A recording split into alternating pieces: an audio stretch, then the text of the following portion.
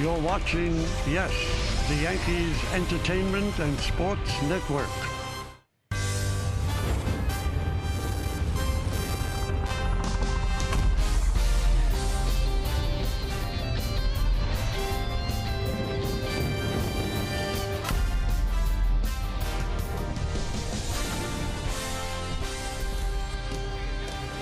Well, it's September 1st and the reinforcements are here. Andrew McCutchen coming over in a trade from the San Francisco Giants, and boom, he's right back in the lineup, leading off for the New York Yankees. And of course, Gary Sanchez off the DL, and he's behind the plate and in the lineup as well. And now it is time for baseball as the Yes Network presents New York Yankees baseball. Today, it's the New York Yankees against the Detroit Tigers in the third game of a four-game set from Yankee Stadium in the Bronx.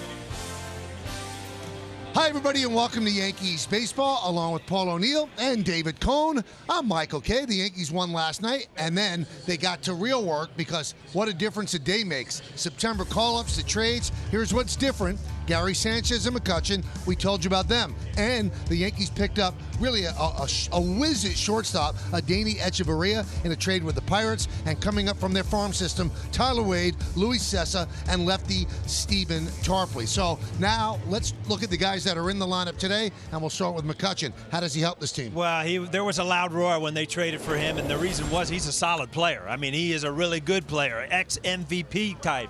And, you know, he can do all aspects of the game. He can hit, he'll walk, he'll run, he'll play void. He'll take away the void of the outfield right now. I'm excited to see him. He's a leadoff hitter today in his first game as the Yankees. And, David, how about Gary Sanchez? Well, Gary Sanchez has a chance to wash away everything that's happened in the first half of the season, the first three quarters of the season, the 188 batting average, all the pass balls. If he finishes on a good note and helps reestablish himself, he's going to have his redemption that he's looking for this year. All right, let's take a look at the pitching matchup for today's game, brought to you by People's United Bank. Long stay on the DL, Daniel Norris getting the start for the Tigers, and Masahiro Tanaka coming off a pretty good start against the White Sox earlier in the week will get the start for the Yankees. When we get back, the newest Yankee, Mr. McCutchen, we'll hear from him, Aaron Boone, and of course Jack Curry. That's coming up next, right here on Yes. Yankees take on the Tigers today. Manager Aaron Boone will have the opportunity to include two new names in his lineup. It's number 26, Andrew McCutchen, who will be making his Yankee debut, and number 24, Gary Sanchez, who is back in the lineup after missing a month with an injury. Aaron Boone spoke about the excitement of being able to do that. I actually wrote it down in my office last night after the game. Yeah, really good to obviously write those guys back in there as, you know, we kind of work our way back to getting a little more healthy today. Obviously adding a premium player in Andrew, and, you know, just excited to have some really important additions back in our lineup. To see the news and to hear it that I was going to be a Yankee, it's kind of a surreal feeling because, of course, you know, I feel like a lot of baseball players want to at least throw the pinstripes on for who knows how long, just to say you did it. You know, it'd be a really surreal feeling. So to actually for it to come to fruition is it's pretty surreal. It's like the only word I can think of right now. McCutchen, Sanchez, and the rest of the Yankees are ready to take on the Tigers in the third game of this four-game series. Michael Kay, Paul O'Neill, and David Cohn will have the call when we return right after this.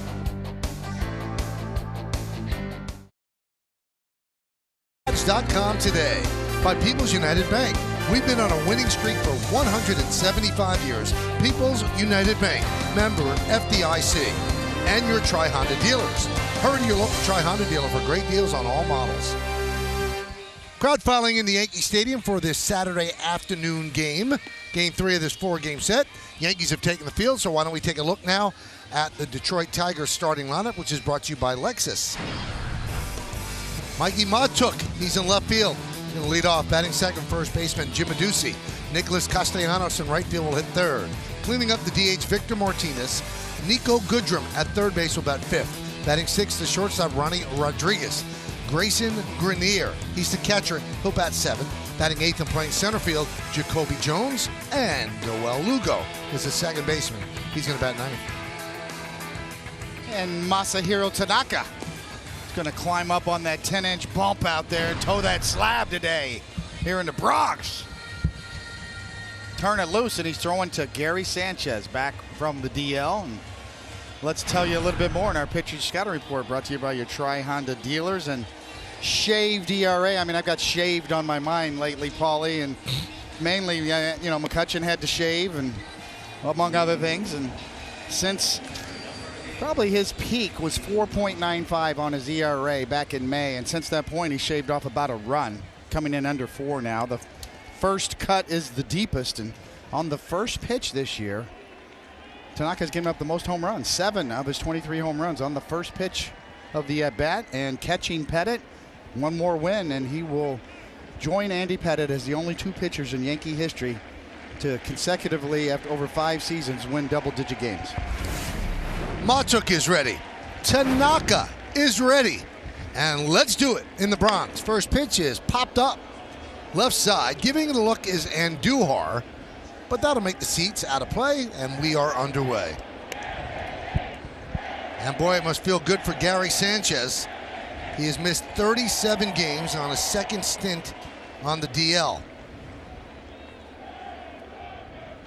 So the first DL stint, 20 games, so 57 in all, and Andrew McCutchen is playing right field here at Yankee Stadium.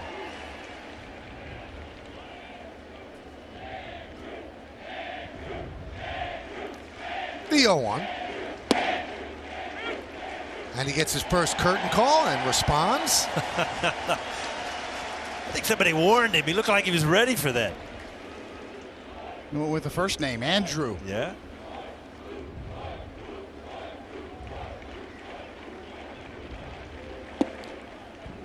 Here, Coney, I thought you were going first cut is a deep. I thought we were talking Rod Stewart. And then you went into the first pitch. That's it. Nice. Always liked a little reference back to the music game. Yeah, music's all over the place.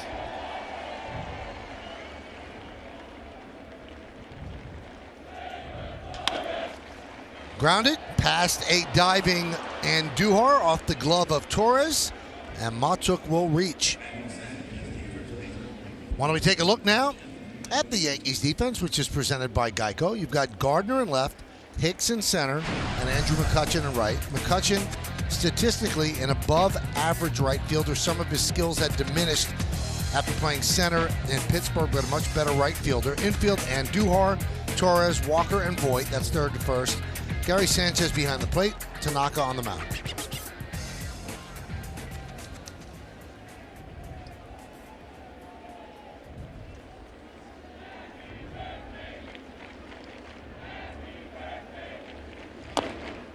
Slow roller. Grabbed by Sanchez, fires to first, not in time. And Adduci reaches. You know, I was just going to say, does anybody ever hit a ground ball at somebody during this series, and you've got a ground ball in the hole, and now you've got a cue shot that doesn't roll foul? Tanaka's in all kinds of trouble and hasn't had a ball hit hard yet. Slider just off the end of the bat, just like a cue shot for you pool players. You know what? That actually cut the baseball. We saw that in slow motion. You could see by the end of the cup of the bat, there's a little, like a dip. Now watch. Oh, yeah. See that? The baseball is actually ripped there, the seams. Yes, Bo, brought to you by your Mercedes-Benz Tri-State dealer, and we saw the cut in slow motion. Would be a good one to throw, wouldn't it, Coney? That was a good pickup by you. Eagle eye there. Eagle eye cherry. It's early.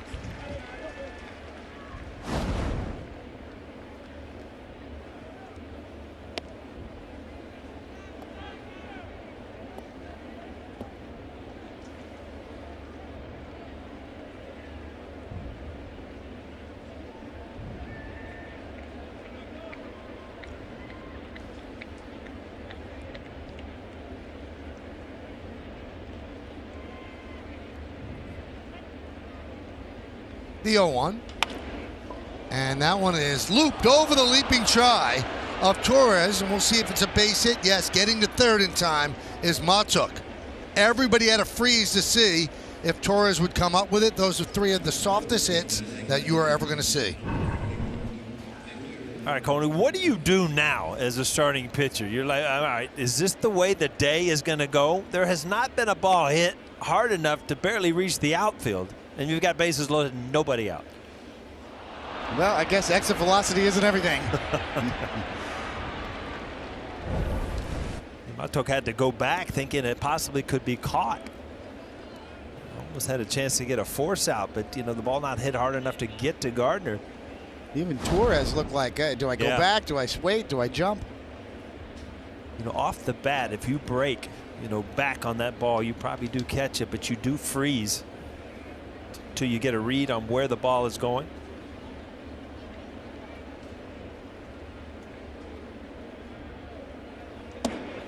And a strike to Victor Martinez. Well, we talked about Victor a little bit on what a great career he's had, and all of a sudden it's his swan song, and boy, he's had a big series here coming into New York.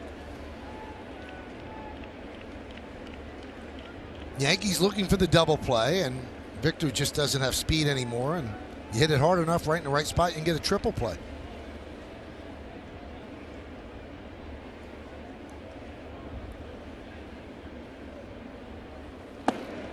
Oh, and 2.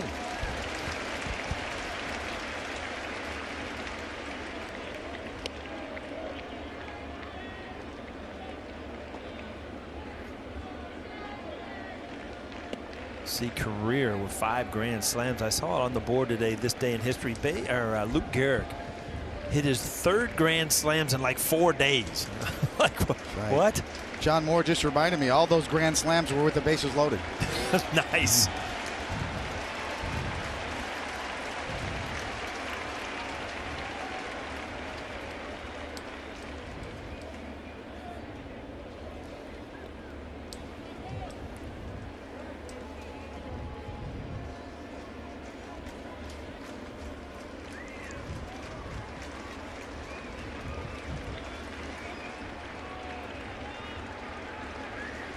Just underway, bases loaded, nobody out for the Tigers. 0-2 count on Victor Martinez.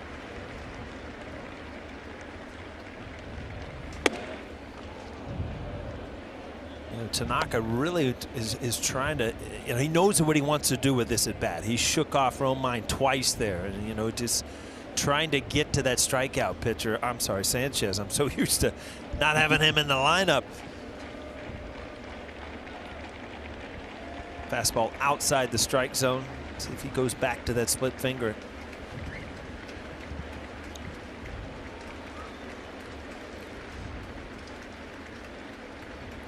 One, 2. 2-2. That's a problem with a good veteran hitter is, they don't leave the strike zone as much. He saw a split finger out of the strike zone for strike 2. And then all of a sudden, you've got to throw a better one, Coney, as you well know, to get strike 3.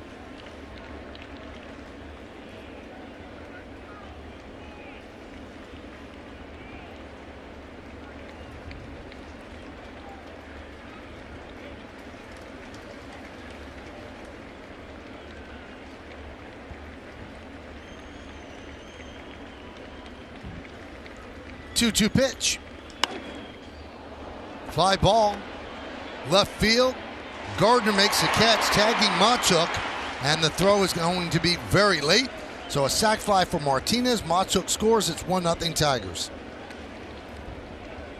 If he had to make a deal before that at bat, I think he would take that, right, Coney? A little sac fly, and then runners don't move up.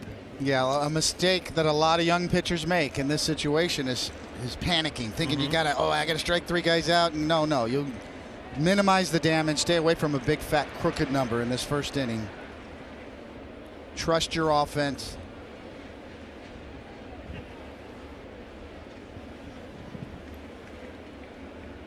Problem lately for the Yankee starters to trust your offense, you got to pitch into the 7th inning. It seems like the offense just starts warming up 6th, 7th inning.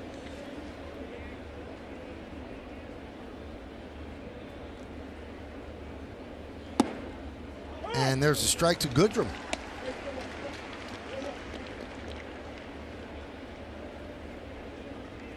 You know, this guy has been a tough out for the Yankees so far in the series. It's funny, you do a series with a lot of young players you don't know a lot about, and some of them leave an impression. Last series, Anderson. This series, Goodrum. I mean, they're just good players, good athletic players.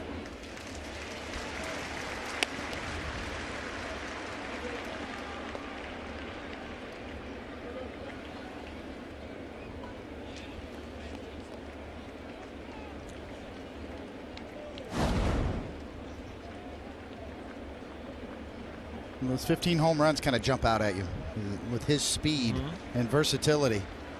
You could see him really start to develop.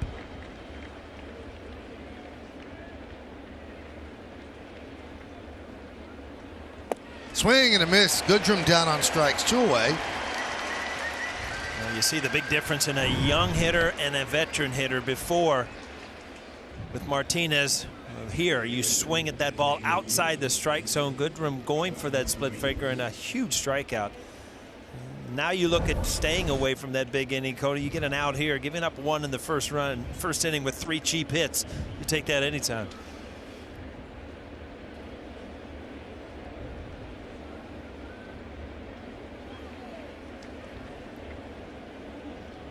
There's Ronnie Rodriguez.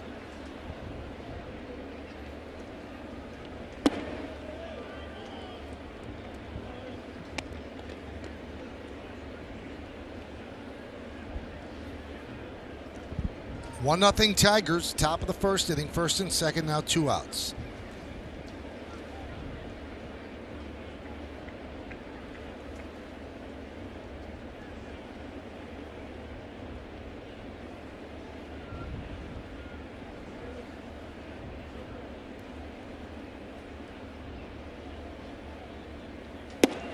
Strike, 1-1. A couple pitches. Maybe that box is a little smaller than usual the last couple of days, huh, Cody?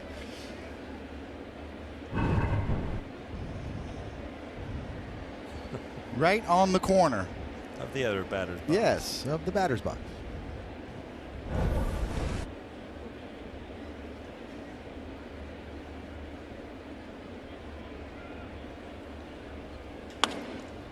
Fly ball left field. Gardner step back, now comes in. All things considered, not too bad. 1 run, 3 hits, 2 men left. Tigers won, and the New York Yankees coming to bat. Alexis, that man will lead off Andrew McCutchen. Then it's Stanton and Hicks in the middle, and Duhar, Sanchez, and Torres. Luke Voigt plays first, Neil Walker second. Batting ninth, playing left field, Brett Gardner.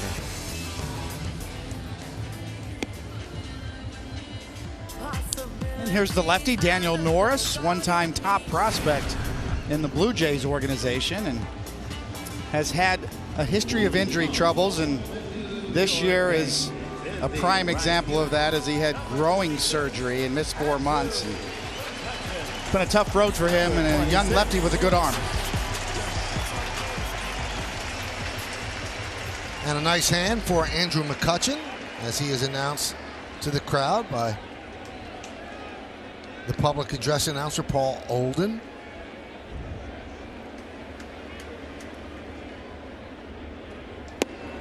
McCutchen has long worn number 22. That belongs to Jacoby Ellsbury on the Yankees, so he took number 26. Those are the numbers he had with the Giants this year. 1-1.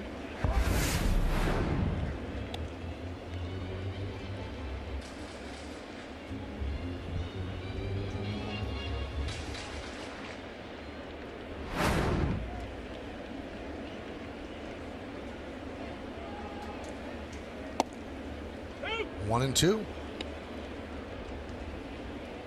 McCutchen's been around a long time, but he's just 31 years old.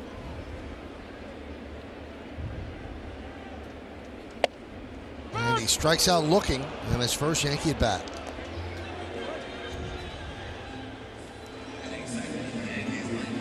Well, let's tell you a little bit more about Daniel Norris on the mound today for the Tigers, and our pitcher's counter report brought to you by your Tri-Honda dealers. And what's the price? Well, he was the price for David Price back in 2015. when the Tigers did trade David Price then to the Blue Jays, along with Matt Boyd, and tough injury history. Well, he's overcome thyroid cancer, growing surgery, back issues. It's really been every year almost he's been on the DL with another issue, and finally back this year after 4 months off. And a Shaggy fan, and we've told the story before, Paul, he's got a Shaggy van. He lives in a van. No. Called Shaggy Van. That's like Scooby-Doo, isn't it? Yes, he's obviously a Scooby-Doo fan. Interesting guy. Kind of an amateur photographer too. Travels around in the van. He's done some interesting photography work. Different cat. Well, the money he must save on rent, mortgages, just a little car insurance, you're okay. You ever give that a thought? No. You Jody, and the kids, and that'd be great. A little Explorer or something? The K machine? Standing down looking. Right now, Norris is a K machine with 2 strikeouts start the game.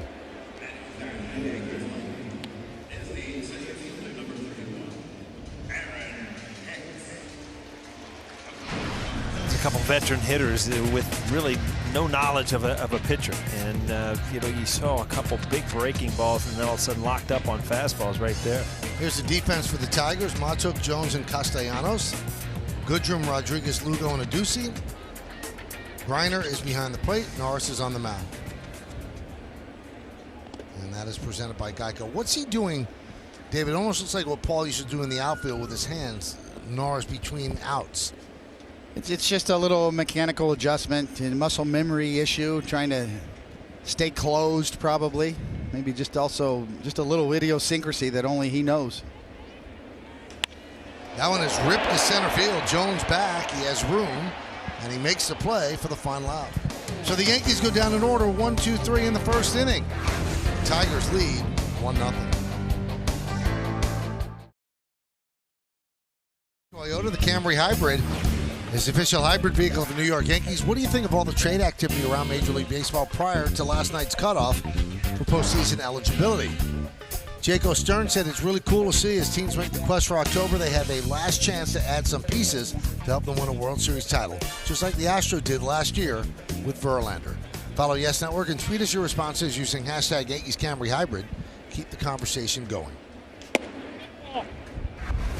Griner takes a ball from Tanaka 1-0. Griner was called up August 8th in AAA. And it's a ground ball to Gleyber Torres. 1 away here in the second. Take a look at some other notable trades. Josh Donaldson acquired from the Blue Jays by the Indians, and not even sure if he's able to play at this point. Curtis Granderson goes to Milwaukee from the Blue Jays, and Gio Gonzalez goes to Milwaukee from the Nationals. Cleveland is a dangerous team in my mind because of their pitching. The postseason roster, they're built for postseason. I mean, if you think about it, the Red Sox are the story this year with their record. The Yankees very capable. Everybody knows the Houston Astros, the talent they have, world champs, defending champs. Jones with a fly ball to shallow left, and Gardner's there for the second out.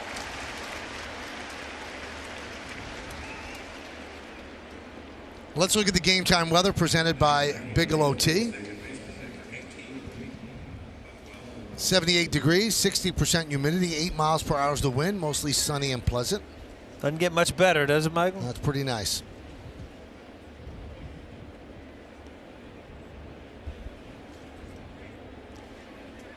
There's Lugo.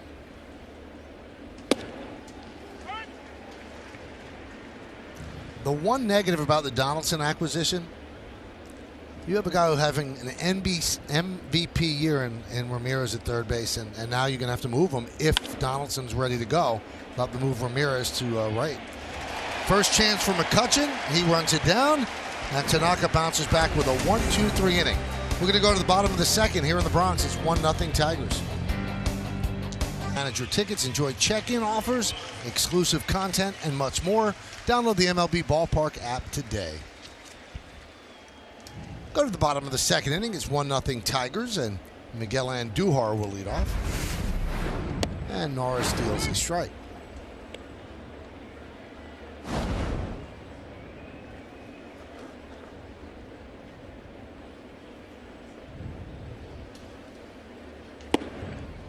Oh, and 2.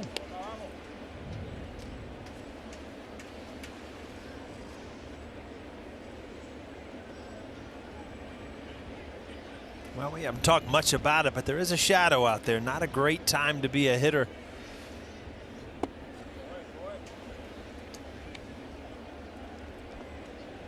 was the first thing I woke up in the morning, Coney, at these 4 o'clock games, and wanted to know if there was going to be that shadow, because it's never an easy time to hit this time of day.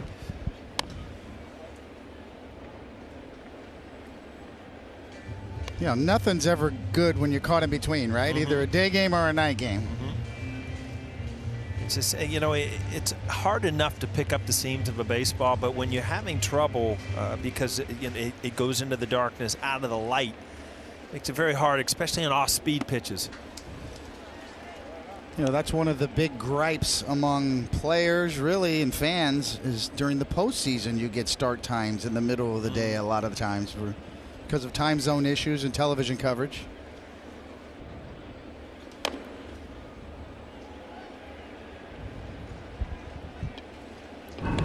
Here's how the ball looks from light. You pick up that spin, and then all of a sudden, where'd it go? Great shot right there. Yeah, that's really, really cool.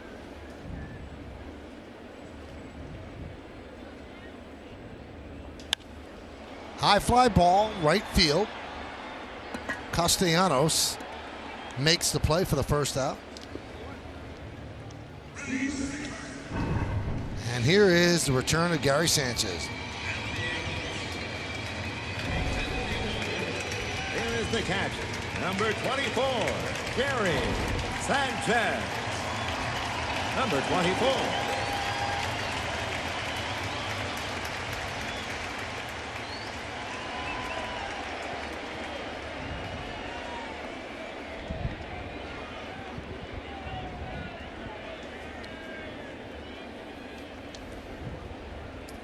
Sanchez takes inside.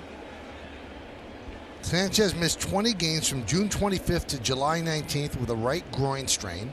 Came back for 3 games, then went back on the DL and has missed 37. Now the 188 average would tell you, well, he was just having a terrible year, and our average-wise is no getting around that. He was. But the production was pretty good. 14 homers and 42 runs batted in. Grounded to third. Goodrum across the diamond. And Sanchez ahead of the tag by Ducey reaches. We're going to see a replay here, I'm sure, just to see if he does tag him before he gets to the bag. But the only thing I was watching was him running, and he was running pretty well. Can't tell exactly from that angle. We'll be able to tell here.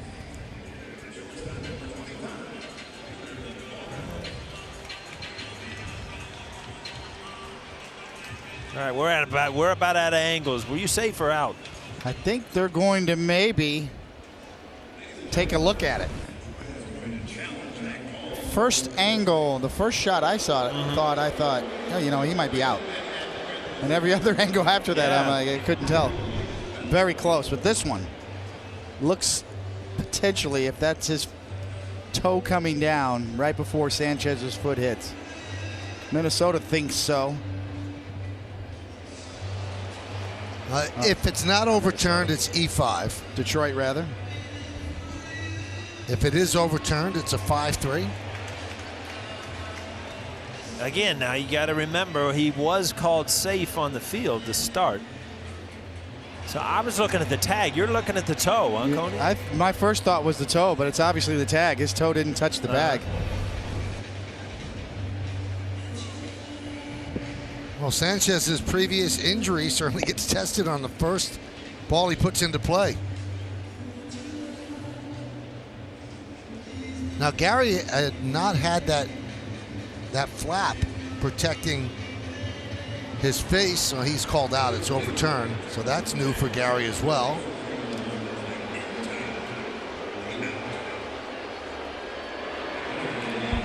Had to be on the tag. Yeah, the one angle looked like he did get him right before, but you know that was a tough one. It was close.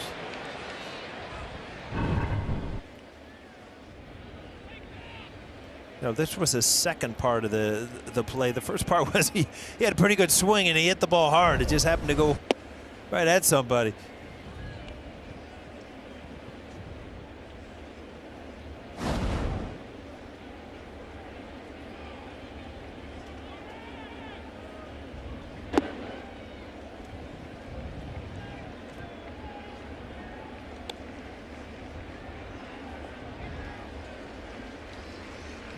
One and one on Torres. Torres with a 5-game hitting streak, hitting .420 over his last 14 games. Pops it up. A deucey, a long run, foul territory, can't get there, and neither could Castellanos.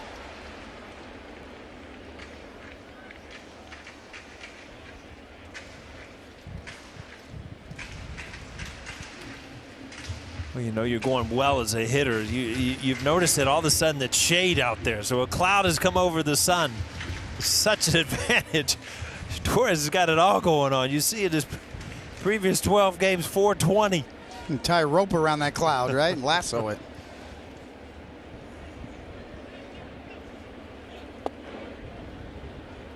2-2.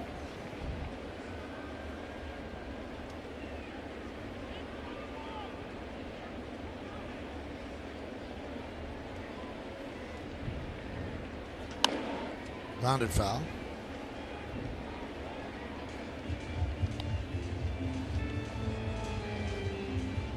It's kind of the old style of the lefty breaking ball, huh, Cody? Just the big 3/4 big breaker, not a short slider or anything.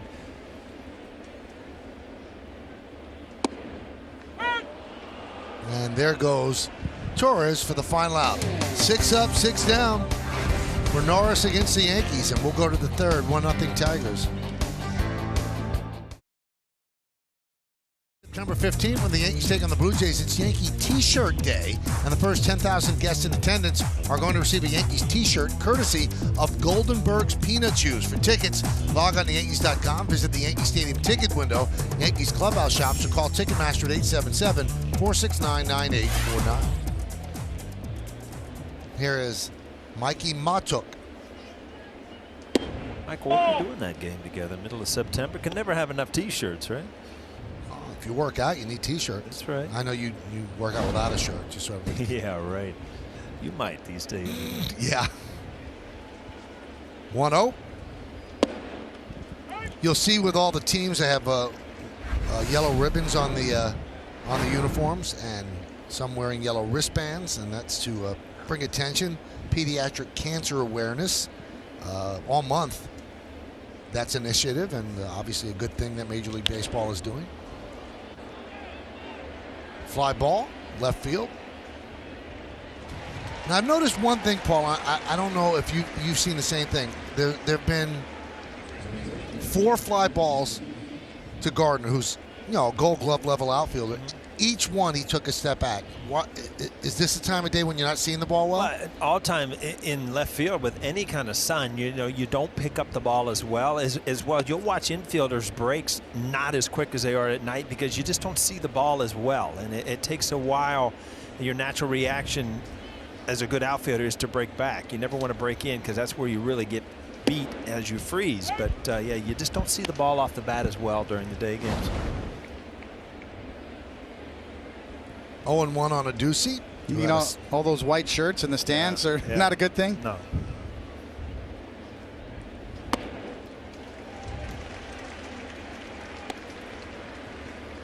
I mentioned in our scouting report about Tanaka that he's chasing Pettit, and there's the white shirts. Yeah, exactly. Little mid-range line drive coming right out of that.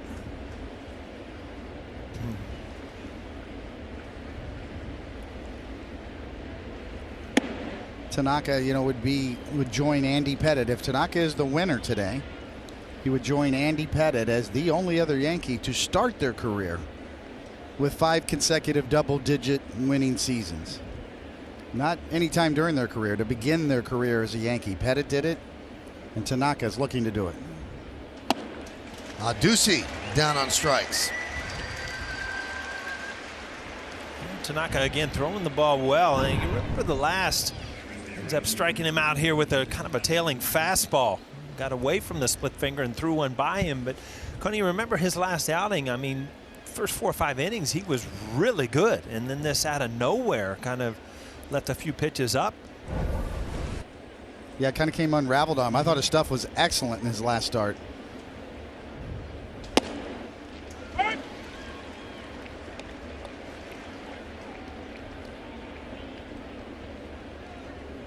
Had 2 or 3 infield singles in 1 inning. It was kind of a Murphy's Law start for Tanaka.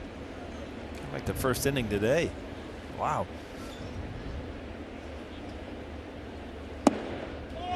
1-1 on Castellanos.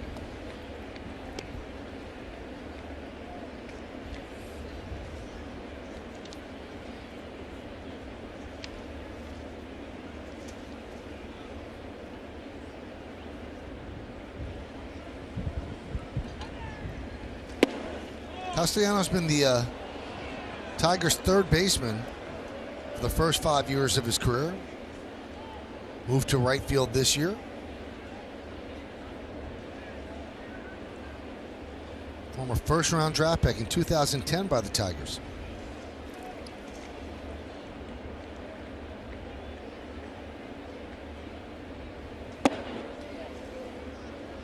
You know what his hitting strategy is, Paul? No thought, no method, no nothing. You know, no thought, okay. No method. Now, what? You got to have some mechanical things you got to worry about. But then the other part of just letting it happen, you know, can be very, very good. The more you think about things, the harder it is to do. Worked for Big Bernie. Oh, yeah. Sure did. Castellanos walks. So you like all of it except for no method. You need method. Yeah, I mean, I did, and I look at most hitters, you know, want to stay inside the ball, stay on top of the ball, stay back. There's got to be one thing, but, you know, you don't want 5 or 6 things going through your mind, and I'm sure pitching the same, huh, Coney? Yeah, the more you think, the more you stink is the old saying, right? Don't think, you're hurting the team. That was a famous Casey Stengel line, I believe.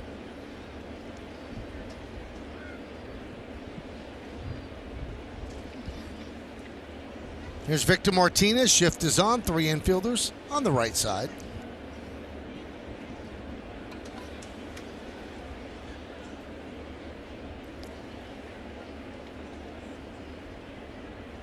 How odd it must be for Neil Walker and Andrew McCutchen. Came up through the Pirate system, played together for 7 years, and now on this Saturday afternoon in the Bronx, both wearing pinstripes, both playing for the Yankees.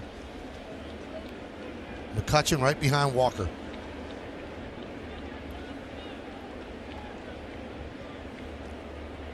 See, I think what McCutchen's going to figure out is that you look younger when you're shaved, you know?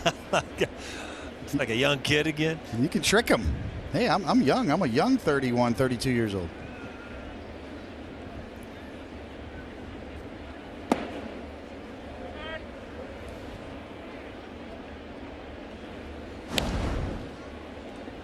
Yeah, I was talking to Victor Martinez on the field today, and I think it's finally just kind of sinking in, you know, how thankful he is for the career that he's had, and he has had a good one, and he's had a great series here. But, you know, he was saying, you know, his kids are going around with him, and he's just going to enjoy this last month.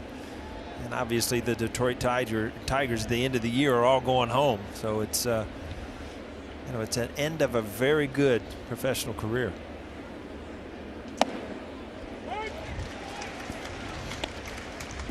Well, there. Does he look a little younger without the beard? What do you think? Yes. Those are 2 big league uniforms, though, huh? Giants and the Yankees, both good traditional uniforms.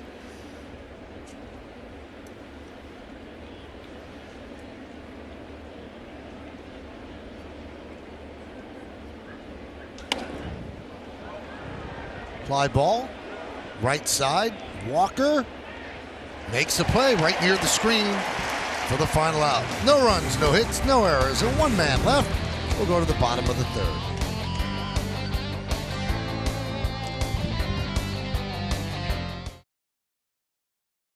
It's brought to you in part by Delta. More destinations from New York City than any other airline. Good things come to those who go. Delta, keep climbing. And by Ford, the official truck of the New York Yankees. Here's Luke Voigt. And there's the strike. So Voigt getting another start against the left-hander Norris. He was in against the right-hander Zimmerman last night. And Brian Cashman spoke with the media before this game and talked about Greg Bird. He said, I'm sure he's disappointed. There's a competitive spirit. He said, but there was a quote from Reggie Jackson, and I'm paraphrasing. As long as you have a bat, you could change this, you could change the narrative. He said, so he's going to get a chance somewhere down the line, and you could change the narrative. Brian said he has that quote on his desk.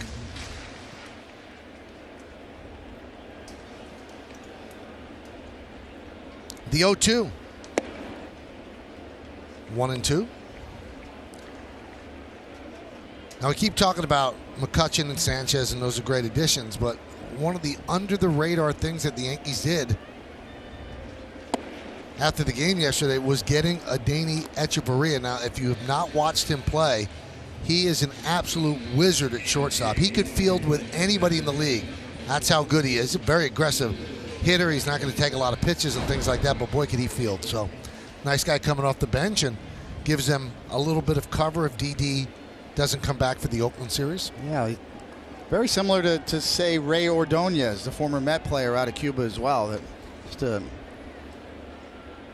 strong arm, great range.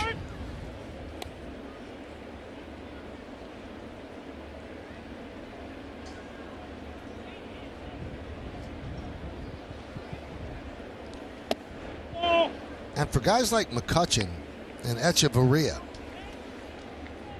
and before that Jay happened, and Lance Lynn, you come over in the final year of a contract and you're on a team that has a chance to win a World Series.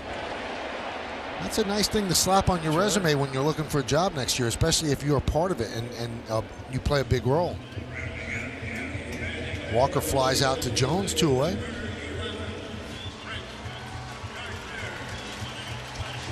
You look back at one of those instances, and and don't get me wrong, CC Sabathia has had a wonderful career, and he's a borderline Hall of Famer, but you remember when Milwaukee picked him up for that stretch run, what he meant.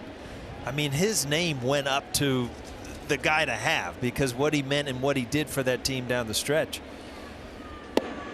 Yeah, pitching on 3 days rest as well as a free agent. Coney, you didn't do too bad when you came over for that gun for hire thing either. You were pretty good at that. When you get traded to the Yankees and you play well and get a chance to do well in postseason, kind of fun, huh? It's a good chance the Yankees are the ones that are going to sign you back. Did you come close to even thinking about anybody else when you signed after 95? Always, yes, always. Really? You got to bluff, Michael. Michael didn't play cards. It's all negotiation. Well, who wanted you for real? Who was sniffing around for you? Baltimore. Uh-huh. You just got to mention Boston, and then everything's good. Miami. I took a tour of South Beach, and it was this close. It's very tempting. And you were willing to give them money. As Gardner is down looking, and the Yankees are still looking for their first base runner. Norris perfect through 3. We'll go to the 4th. By Montefiore doing more. Aaron Judge still out with the right wrist fracture. Still not swinging a bat. Didi Gregorius left heel contusion, and Brian Cashman said they're not going to push it. There was some thought that he'd be back for the road trip starting on Monday in Oakland. He said it's more likely Seattle, which will start on Friday. And then Aroldis Chapman has undergone a second PRP injection. Hot shot, base hit for Goodrum past a diving Neil Walker. Goodrum continues to put on an offensive show here in this series. Home runs, base hits. And you've got to keep him close. He does run well. Audi scoreboard, top of the 4th. It's 1-0 Tigers. Good one. A little bit of a tongue twister. Good rum, right? Yeah. Kind of. You remember the movie Shining? Red rum. Oh, I do. I do. Good drum has been red rum on the Yankees.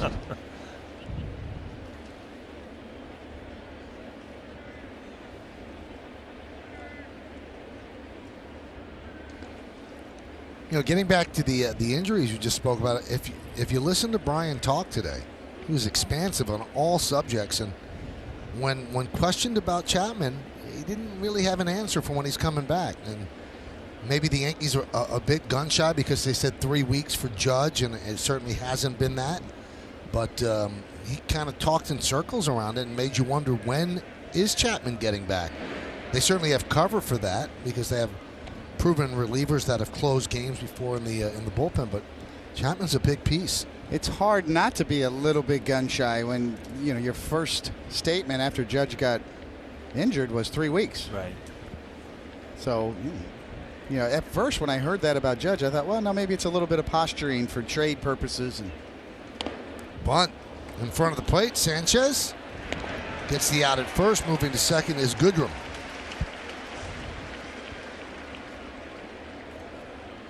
you know, Brian Cashman's usually one of the most honest GMs. You know, he'll tell you what he's feeling. And another look here is tries to disguise it. That's more of bunting for a hit. Just doesn't get it far enough. Sanchez bounces, and his throwing arm is just a little flick and got it there.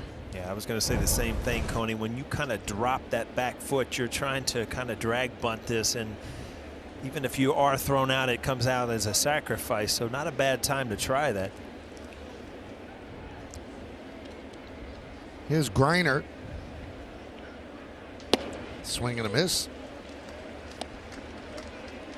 Yeah, but the other, just to finish that point, Michael, the other part with Chapman is that we know that he's been battling it for a while, the knee issue, and they've talked about it all year long as something that he's just working through, getting treatment on it, maintenance issues. It is what it is. But a good rest with the injections that he got is the best course of action right now. Grounded to third, and Duhar for the second out.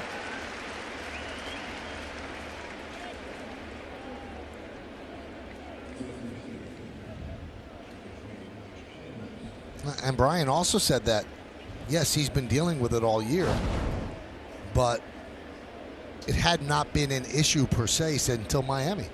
He said then it really got him in Miami. That's the first time that he called them out and said he had a problem. You know, Chapman's pitched through pain, played through pain. You could tell at times when he got wild in different outings, you could tell he was battling it, but he never, ever complained. So when he did speak up, boy, you knew something was really bothering him. Jones grounds it foul. Kind of an old school mentality, right? Probably when we broke in, you were afraid to go in the trainer's room. The veterans would kill you. Yeah, absolutely. There were times where I remember going in and telling Gino, don't you dare tell Joe Torre, because, you know, if Joe found out and you had a 10-game lead that you were in the training room, chances are you were getting a night off.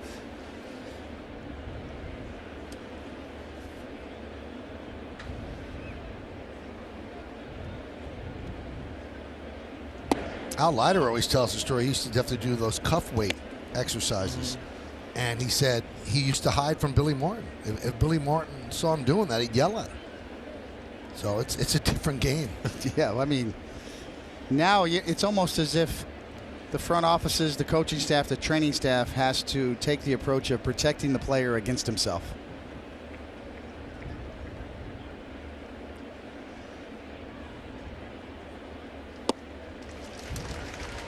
And I think there's a lot more players that are willing to get treatment, because you can see the amount of athletic trainers on a team is multiplying. Yankees have Stevie Donahue, and he has 2 assistants that help him. It's always the most difficult thing for any athlete is to distinguish between pain and injury. Every athlete, every ball player, every pitcher has to pitch through pain. Sure. It's right to the threshold of injury. That's the difficult part.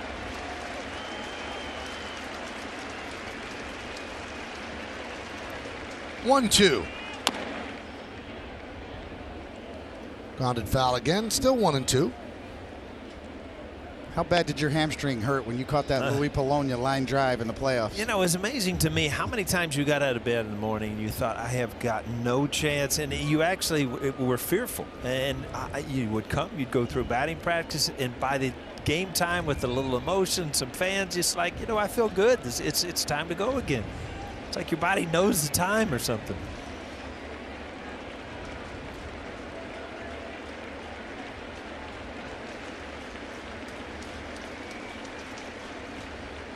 One, two.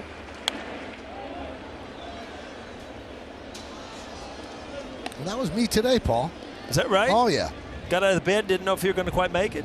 Didn't. Vocal cords a little stiff. No, right before the open, I said to David, no, not today. Well, that's right. You told me you were checking out after the opening act. Right after Let's Do It. But then you get the surge, you know. Let's go. Got Ryan Rucco on speed dial right now.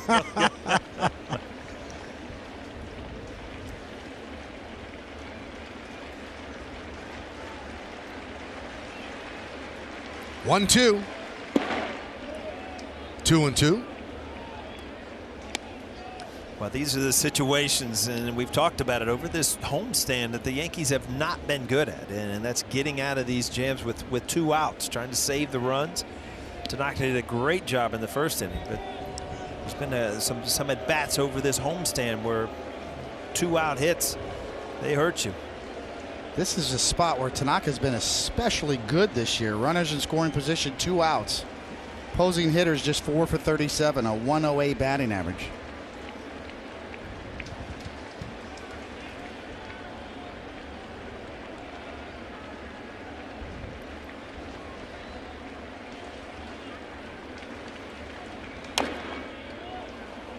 So Jones really hanging in there.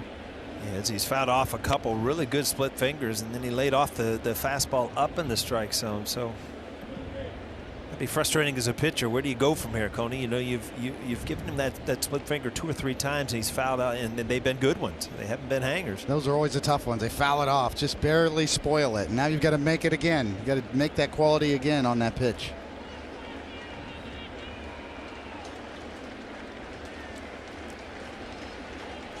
Two balls, 2 strikes, 2 outs. Runner at second. 1-0 Tigers, top of the 4th inning. Strike 3. Jones down looking. No runs to hit, no errors, and 1 man left on base. We'll go to the bottom of the 4th inning. Yankees looking for their first base runner. 1-0 Tigers. Bottom of the 4th, and Paul's going to give us a Jeep hitter scanner report on the new Yankee. Well, he was the big pickup. I mean, he seems like a perfect fit. He's got 3 years in the playoffs. He's been through it all. Ex-MVP, disciplined hitter. He doesn't swing at a lot of bad pitches, takes plenty of walks. His 73 base on balls, which Aaron Hicks, we talk about his plate awareness too, is the same. So he gets on base a lot, and the Bronx should help. This is a good hitter's ballpark. Everybody knows it. San Francisco, one of the toughest places to hit in the major leagues. 0-2. Got a lot in there, didn't I, Mike? That was a good report. Really? Yeah. Did you understand it all? I got all of it, I don't need to explain anything between innings. Nothing. I think I'm all right. All right, good. You're much better than mine. Yeah, you know, I blew mine on Tanaka. Good. Think you were struggling? I thought it was pretty good. Tanaka and Pettit to start their major league careers. Audi scoreboard 1-0 Tigers. McCutchen struck out looking in his first Yankee at bat. Got me with the song lyrics, though, Coney. You brought me right back.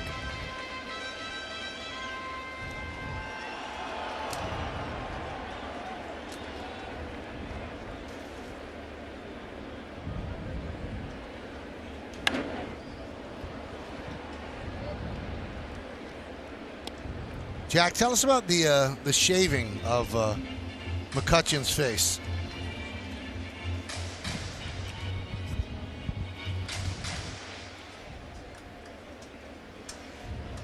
Well, Jack will be with us in a second. He's trying to get more information on the shaving. That's good. Jack, you got everything you need now? No, he still doesn't. Still working hard.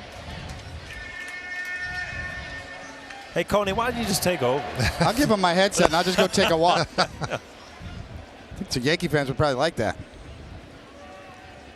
The 1-2. Fouled away. Well, you look what Norris has done. I mean, he's got an adequate fastball, good curveball, but he's just wild enough to be all over the strike zone. And you know, he'll miss up, he'll miss down, and then he'll throw a good strike. And sometimes as a hitter, when a pitcher is, you know, just uncomfortably wild, makes it very difficult to hit. And to me, that's where Norris has been today. Good change up there. McCutchen down on strikes.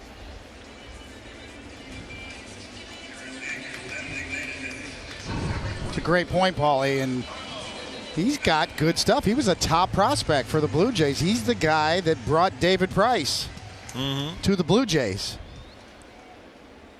And he's got a yacker. You're right. That breaking ball's off the table when it's right. Tight spin. You know, we mentioned before, the only question is obviously been health for him. You know, Daniel Norris is also a cancer survivor. He had thyroid cancer and survived that surgery. See the 2nd round pick by the Blue Jays, his resume. Now we finally know that Jack has all the information he needs. Jack, you've nailed this down. Tell us about it. So we know the Yankees have a grooming policy. We've talked about that. When McCutchen showed up today and talked about having to shave, as we see Stanton pop up to first base there.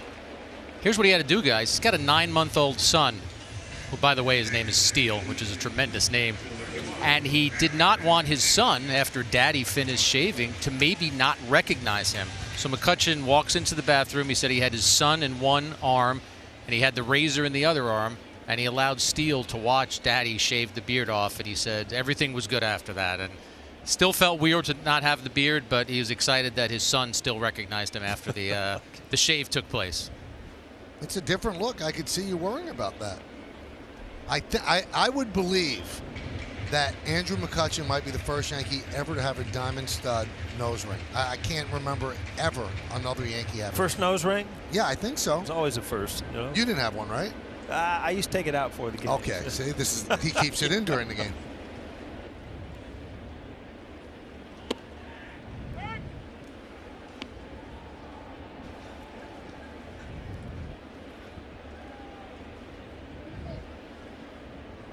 Yeah, I was just looking at the same thing, Michael. We you know, you and I, just the same mentality.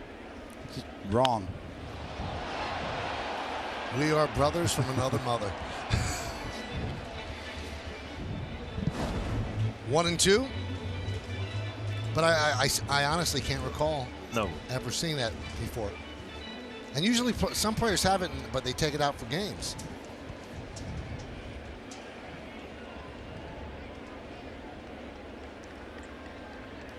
The 1-2. Foul ball by Hicks, still 1-2. I'm curious. I don't know how that would feel, a nose ring. You know what? Some things to me just look like they hurt. You know, in the ear, okay, in the nose, got to grimace a little bit on that one.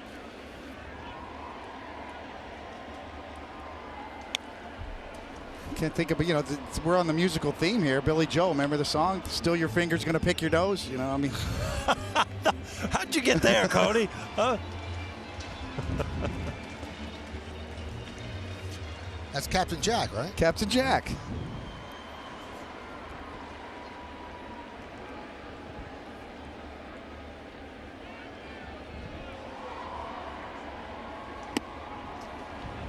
Saturday night, you're just hanging around. That's it. Can't do the next line, though. You're going to keep me going on this, aren't you? I'll tell you what, I'm just going to remind the folks, if you watch this at bat off Norris, he's been all over the place. But, you know, it's a 2-2 count because he's thrown a couple of strikes. Very hard to single in on anything. There's a breaking ball up in the strike zone. And the Yankees are still looking for their first base runner. We've been through 4. It's 1-0 Tigers. Report of his own. Thank you, Bob. We'll hear from you a little bit later on. We're in the 5th inning on the GMC scoreboard. Tigers 1, Yankees 0. So just 1 run in the first inning for Tanaka. His pitch count's in good shape, 52, as we start the 5th inning, and there's a strike. Yankees came close to a base runner. Gary Sanchez was initially ruled safe on what would have been a throwing error on Goodrum. That was with 1 out in the 2nd, but they challenged it. It was overturned. And Lugo is thrown out, 1 away. You know, Coney, I don't know about you, but, you know, there has been some errors that Torres has made, but then you know, you'll watch a play like that, and he looks so natural at the position of shortstop. And, you know, this isn't a hard play, but some players just make it look a little bit easier. You know, that was the book on him, and another look what Paul's talking about on Yesmo, and brought to you by your Mercedes-Benz Tri-State dealers. But the scouts all said that. Watching Glaber in the minor leagues, that, you know, the term is he should stick as shortstop as a big leaguer. And obviously with Didi Gregorius, that's why he got moved to second. But without a doubt, shortstop skills. 0-1 on Matuk. He scored the only run in the game.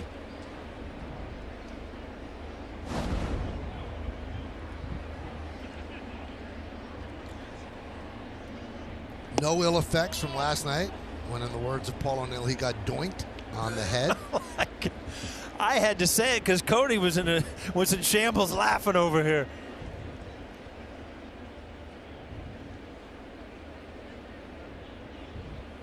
It was a game. It was close. I didn't want to get into the story last night, but that happened to me in New Britain, Connecticut.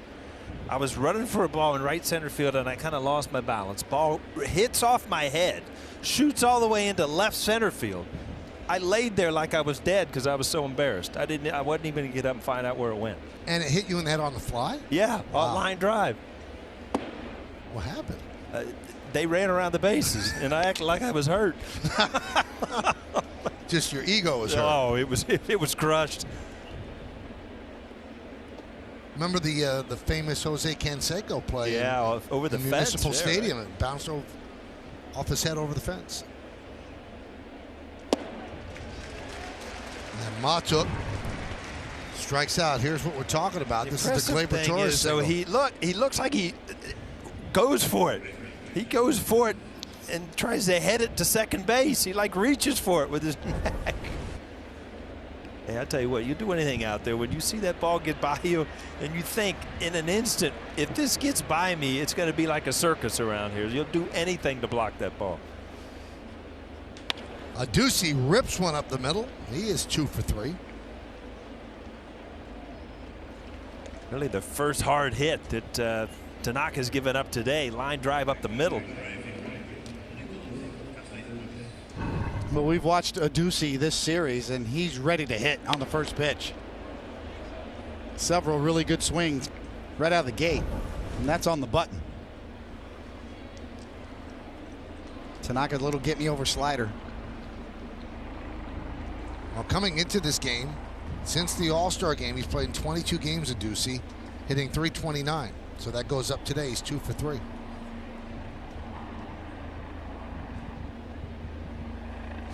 You know, Detroit in this series shows, you know, and what do they have to lose? That they will be aggressive on the bases. Tanaka stepping off, but that's one thing that Gary Sanchez does bring back to the table. Nothing against Romine, but Gary Sanchez, a very strong arm from behind the plate.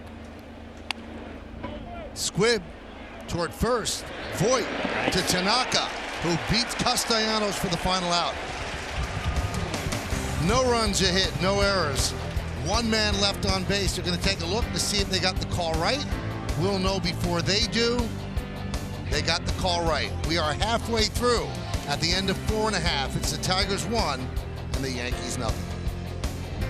Close out this 4-game set with the Tigers before heading out on their West Coast swing. Coverage begins at noon with Audi batting practice today, and then the Chevy Yankees pregame right here on Yes and streaming on Fox Sports Go.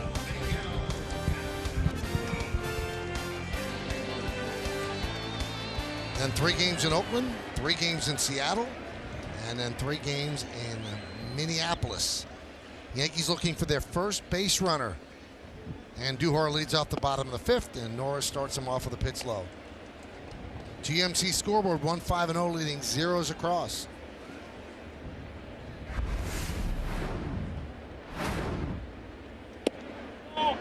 Norris obviously works from that really abbreviated windup that's almost the stretch.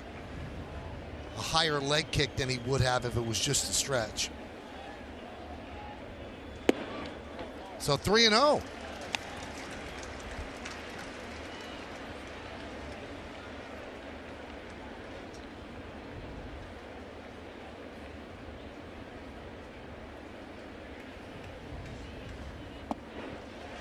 And there's the Yankees' first base runner.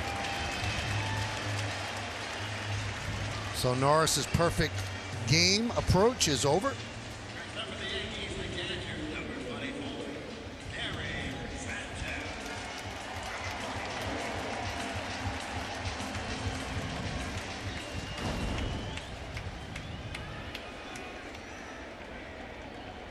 And here is Gary Sanchez.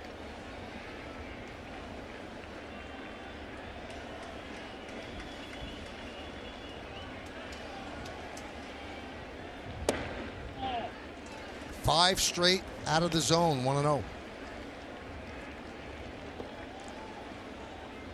Well, the theme of this homestand, Paul, has been they kind of wake up right about now. You're right. It's been a sluggish start, but then, boy, they finish well. So see if that's the pattern.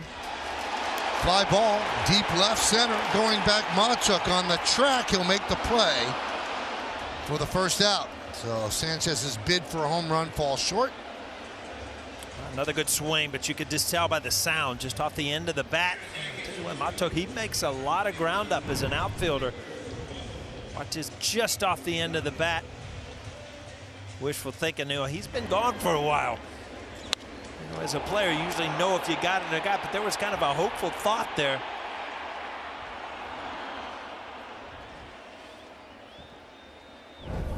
Still Death Valley out there. Yeah. Always has been. Who's Gleyber Torres? 1-0. Yankee Stadium, everybody talks about the porch. Easy home runs here. Well, that's 399 there in the gap. It's not the monument days of the old Yankee Stadium where Bobby Mercer had to chase around the monuments. Yeah. It was 460, but 399 is still deep. High fly ball, deep left. Machuk back, turning, looking, see ya. A two-run home run for Torres. First hit, first two runs. Yankees lead 2-1.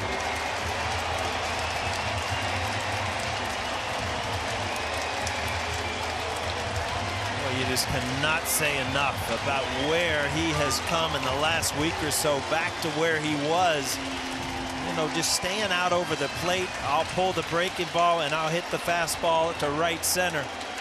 Such a dangerous hitter when he hits his way. So the two kids do it, and Duhar with the walk, Gleyber Torres with this. See the slider spin? Gleyber down and through it. Beautiful, beautiful swing. It's balanced, but see that he's not committed to pull it until he recognizes what it is.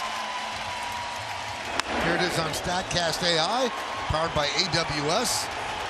414 feet, 104.6 exit velo. And Rick Anderson comes to the mound to settle down his lefty, including today. Last 15 games, 22 for 52, 423, 4 homers, and 12 ribbies. So that's his 22nd home run overall. Well, you got to think, if you're the Detroit Tigers, Ron Gardenhire, that you're ecstatic of what you've seen so far, just coming back from major injuries. Norris has been very good today. Well, in his rehab start for AAA Toledo, he threw 72 pitches, so he's at 64 right now. And Voit grounds one foul.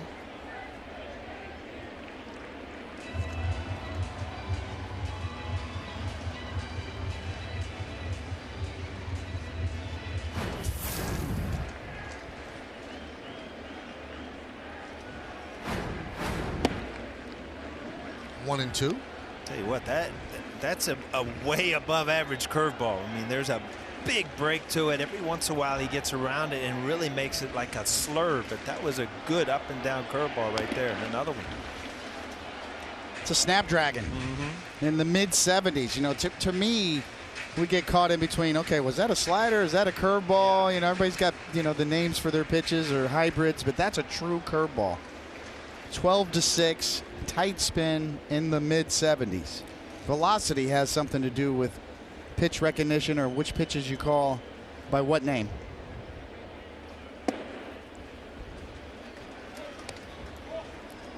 And now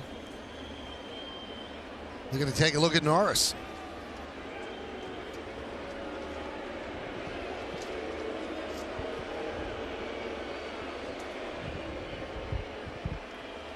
Now remember, he had surgery to repair a groin injury. That's why he's been out as long as he has. Looks like he's pleading out there. No, I'm fine, I'm fine, I'm fine. But they're going to take every precaution if they see everything. But I didn't see anything. Did you, Coney? I did not. But obviously they are keen on him. He missed 4 months. The groin injury was so severe he had to have surgery. We talked about his injury history, and we'll take a look here. Well, whatever they see, they're taking him out of the game. I think he was just more upset with the pitch. I mean, he didn't finish the pitch. I think he's upset with the location, but what you see on the bench and from the trainers is bad body language. So with a 2-2 count on Luke Voit, Daniel Norris is out. They go to the bullpen.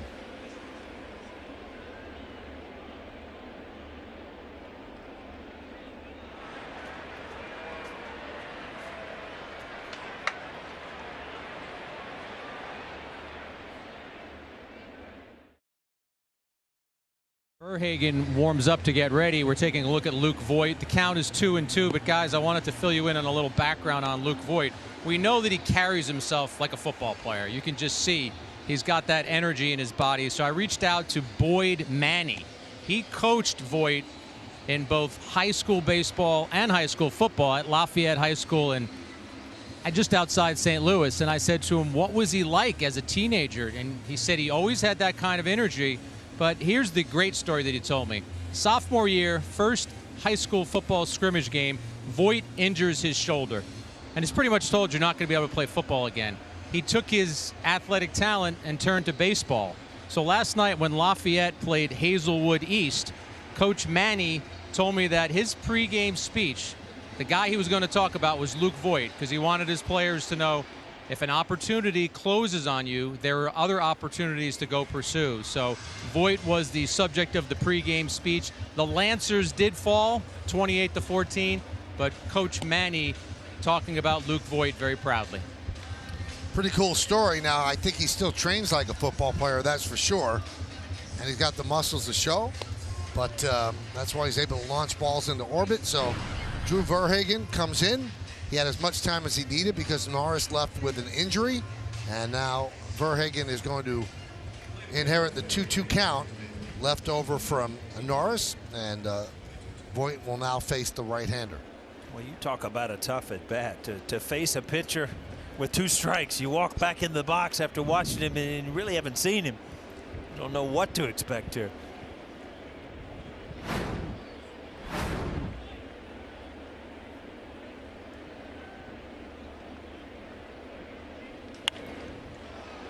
Popped up on the right side.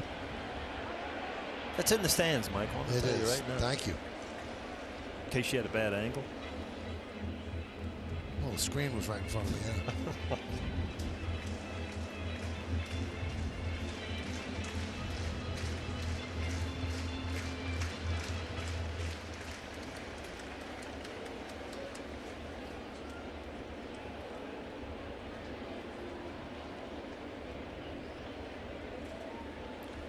Yankees lead 2-1 on the Gleyber Torres home run. 3-2 on Voit.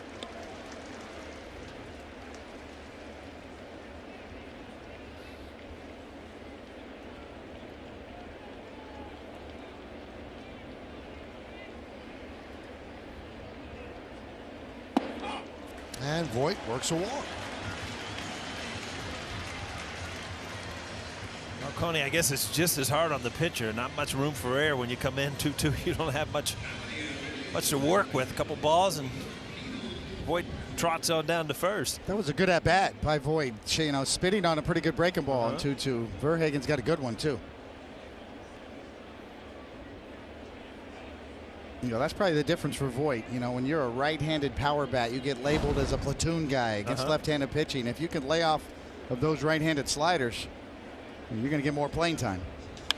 Walker, high fly ball, deep left. Ma took back on the track.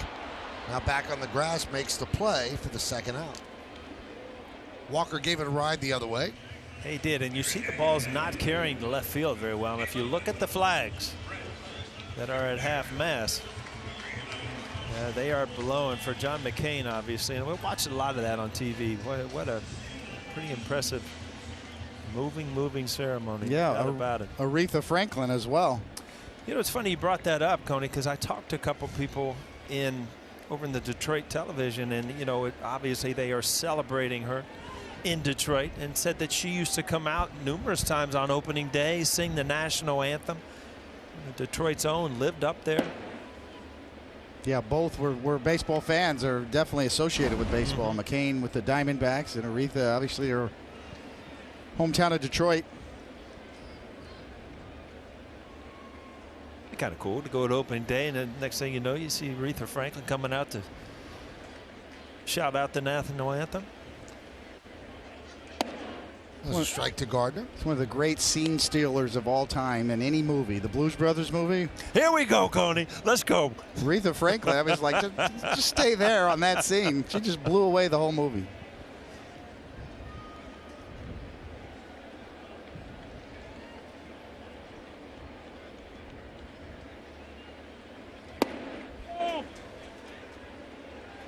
Thought you were going to go into a rousing "you better think" or something, Michael. Come on. No, I'm all right. Yeah. You a little chills today. He's still thinking about Captain Jack over there. Trying to figure out the next line.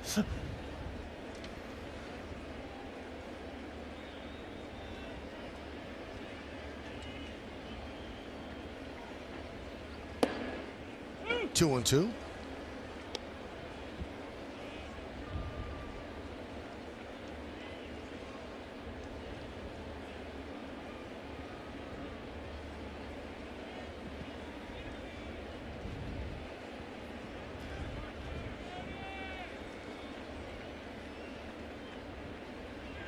And the pitch. Foul back.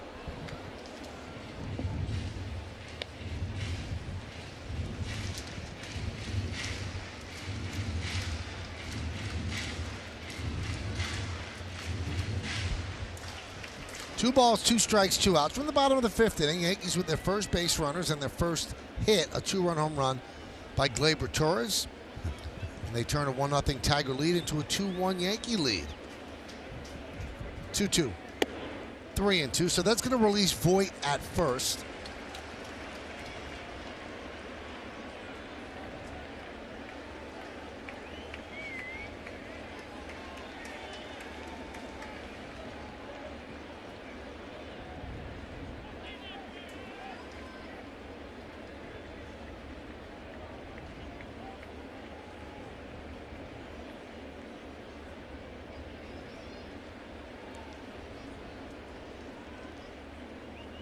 Runner goes. Grounded foul. Not a lot of runs scored, but this has been a long inning, Tony, because of the injury. And does that really affect you as a starting pitcher when you got a rhythm going and then you have an inning where you have to sit for 15, 20 minutes? It's better if they're scoring runs for you, obviously. I mean, that's a big pickup. A little deflating if you sit for a long time as a pitcher and you get no support. But obviously, Gleyber's home run here gives him the lead. And a walk to Gardner. So that puts runners on first and second. Two men out and brings up McCutchen. Still learning about McCutchen. 31 years old, and here's what we know. 10 big league seasons, 9 of them with Pittsburgh. He won the MVP in 2013. Great year. 5-time All-Star from 11 to 15. And he won the Gold Glove in center field in 2012.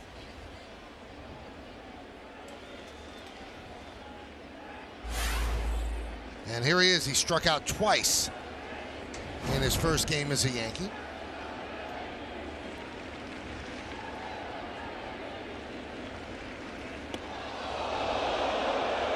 I want to know.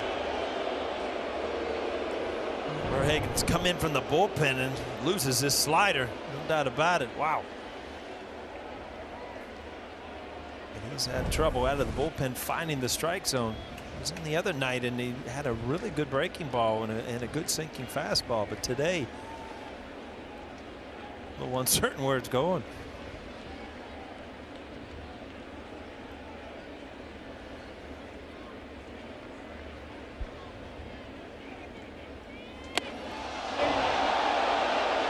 I guess that nicked him on the way by. Bases loaded.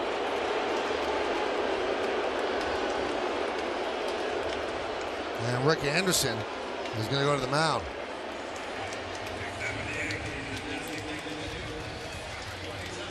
I wonder where it got him, because that uniform is not very blousy.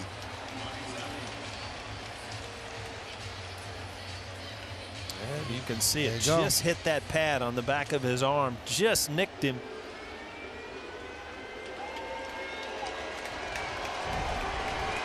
Well, the Yankees with Stanton up here, bases loaded, got an opportunity to break this game open.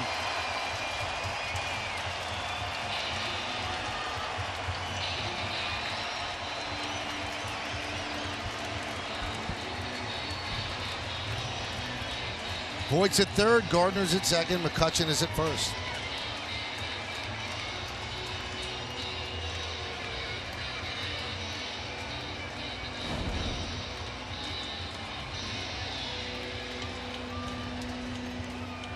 And that brings up Stanton with the bases loaded.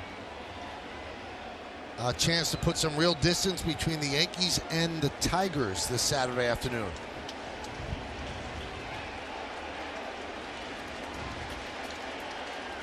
First, second, and third, 2 outs. And that one's popped up. So Verhagen will work out of trouble, but the Yankees take the lead. 2 runs on 1 hit, and the bases are left loaded. Here's the 1 hit. A 21-year-old puts the Yankees on the board in the hit column and in the run column. 2-1 Yanks. Its push for one of the top 2 playoff spots in the Eastern Conference when they face off against the Columbus Crew. Coverage begins at 8, presented by Etihad Airways, right here on Yes.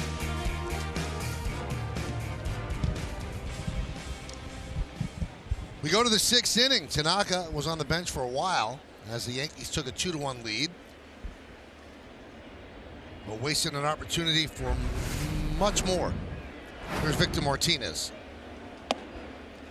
There's a strike. If you look at it, this has been one of Tanaka's better games as far as his fastball, Coney. He's had good velocity, and he's gone with it more than he has in the past, 5 or 6 games.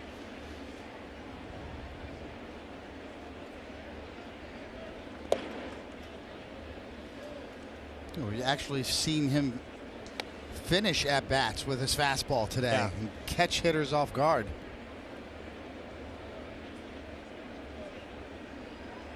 Normal Tanaka day. Pitch count's in great shape. 44 strikes, 19 balls. Very efficient.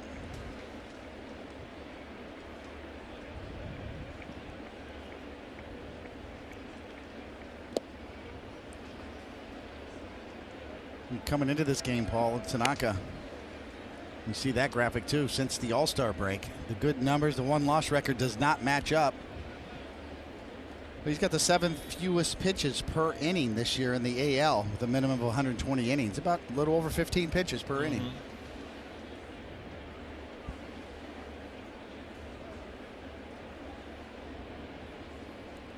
2-1. High fly ball. Right side and foul, and they'll make the seats.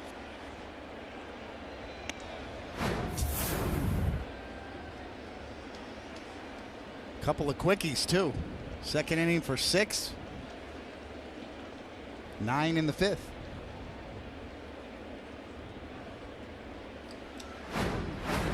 $18 for 22 coming into this inning for first pitch strikes.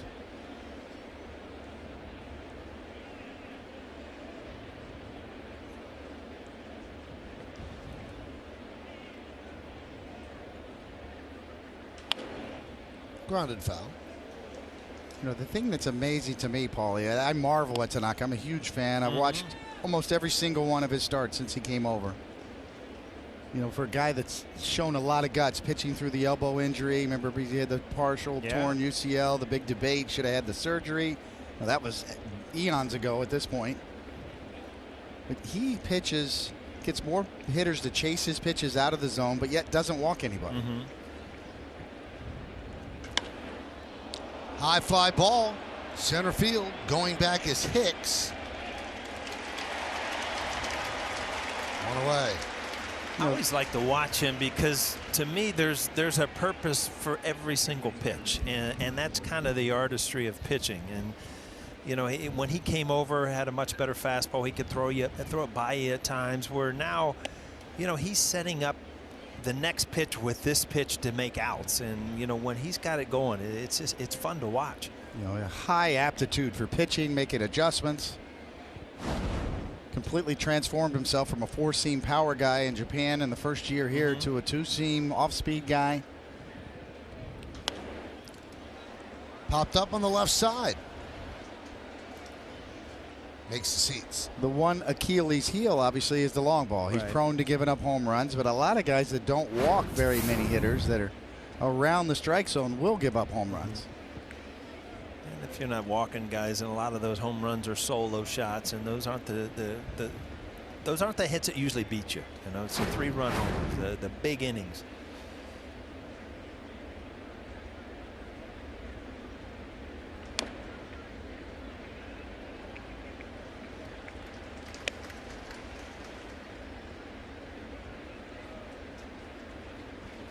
Not only Tanaka, but the Yankees, now they got to figure out how to get this guy out. Hugo Goldrum is having some kind of series so far.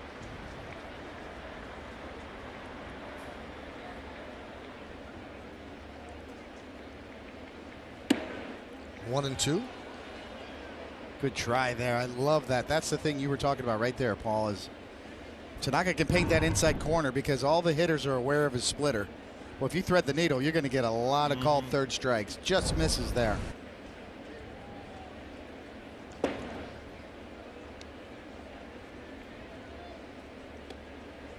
You see his reaction there, knowing that he probably gets a swing and a miss if he throws that close. But, you know, when you bounce it in front of the plate, very easy to pick up as a hitter that it's not a strike.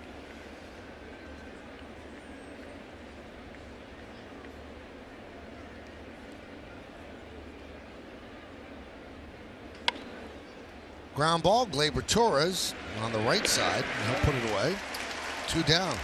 Again, you know, an out with a 2-strike fastball, which is kind of against what you've seen a lot. And it's just, to me, he feels like he's got a good fastball today. You know, 92, 93, good location. See that ball not on the barrel, in a little bit. Why do so many left-handed batters pull these pitches nowadays? That's why we're playing the shift. I mean, when you're thinking about the seats, you have a tendency to go out and you come around and hook that ball instead of, you know, staying on top and hammering it the other way. Fly ball left field to retire Rodriguez. And Tanaka works a 1-2-3 inning. We go to the bottom of the 6th. 2-1 Yanks. Afternoon, catch the Michael Kay Show on Yes for opinions and analysis of the Yankees' September stretch run to the playoffs. Plus, get all the pro football talk in advance of the NFL season openers. Catch TMKS on Yes every weekday starting at 3. Michael, when you got initials, I told you, Coney, when you got a show and you throwing initials out there, you're large. Here is Buck Farmer. He'll take over to pitch the bottom of the 6th. Bill, can you please disconnect David's mic just for this inning? I have bad feelings. It's a great baseball name.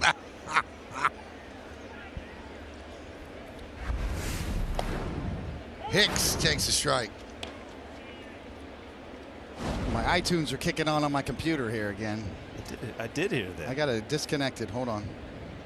I thought we were getting in speakers in house in here.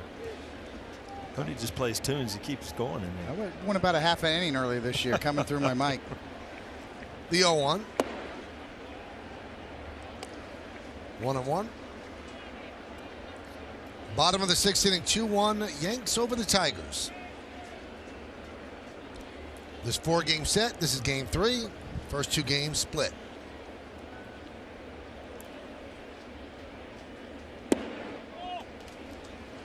Two and one. That's an amazing take right there. I mean, we go over and over how good he is at not swinging at pitches. I mean, that ball right there, you'll see a lot of swing and misses.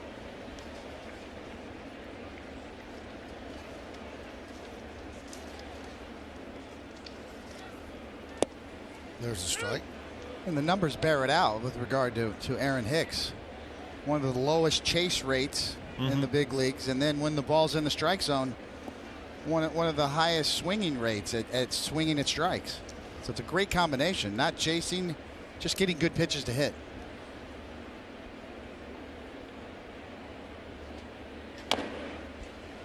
Dribbled slowly at the first baseline. Foul ball. Pretty good list to be on, Paul. We'll take another look at this as Hicks is out in front of that pitch. And kind of wills it to go foul. The luck of the bounce, right? You're watching that as a runner, just praying that it gets off that white line where you get another hack at it. Hicks's face tells you the story right there. Whew. Major League Baseball lowest chase rate this year. You could see. And also, yeah, that's how hard you hit it, too. Big jump from last year, too. Yeah, top 5. Votto, Bregman, McCutchen, Betts, and Hicks. Out the other way. And mishandled on the short hop as Hicks will reach. Aaron Hicks has been hitting some balls hard. He deserves one like this. The ball got all in what they call your kitchen. Just jammed you. You know, they say good hitters get jammed because you stay in there and you wait a little bit longer in between hot. That's Nico Goodrum, the third baseman. We're waiting on the call, hit or error. I'm giving him a hit, Michael. Whether you like it or not. Well, the official scorer, Billy Altman, has final say, and he agrees with Paul.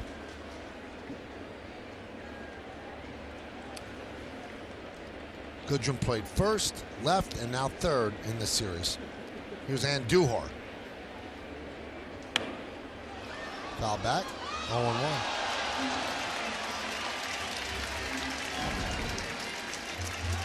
Well, sometimes I guess they even out for Hicks, right? The first ball he hit was 105 miles an hour right at the center fielder. He didn't get a hit. That one was about 60 miles an hour off the bat. At least it registered. Some of them don't even register when you get jammed.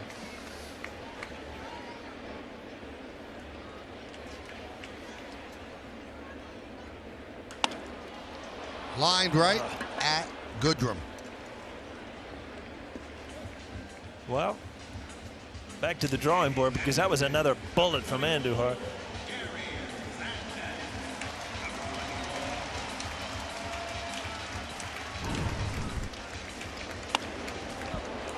I think he got that off the end just a little bit. Again, kind of get fooled on that.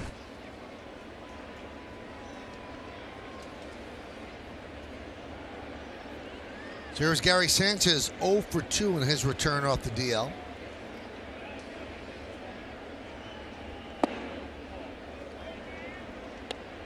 Farmer grew up in Conyers, Georgia. He grew up in Georgia, looked up to John Smoltz, tried to model himself after him.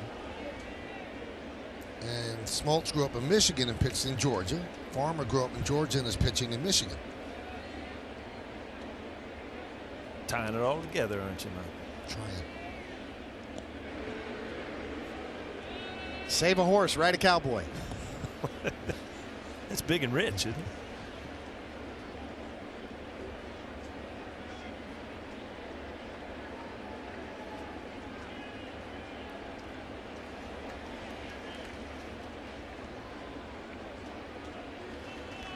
I like these stories. He bet on himself twice and won. So in 2009, he was a 46th round pick by Atlanta. Decided to attend Georgia Tech. Then in 2012, 15th round pick by Milwaukee. Didn't sign. Then the next year, 5th round pick by the Tigers, and he did sign. 46, 15th, 5th. 3-0.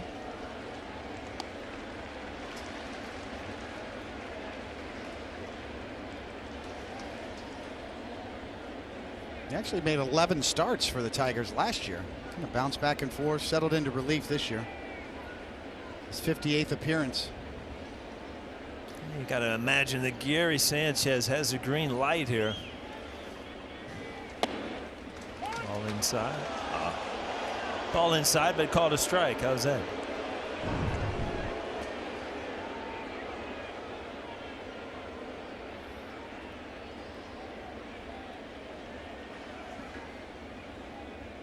You talk about a hitter all over the dish, too. Sanchez with his stride, leaning over the plate.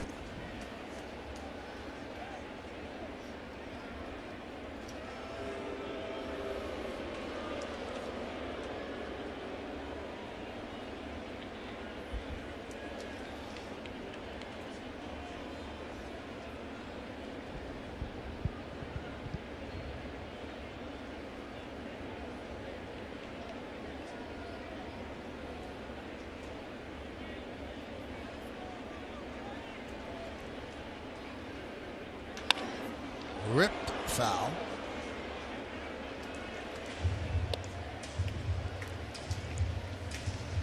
Gary dropped about 10 to 15 pounds when he was rehabbing.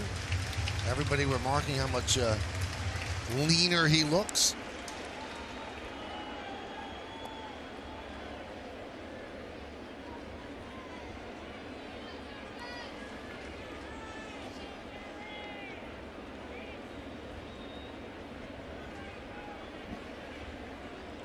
This game has slowed to a molasses-like pace.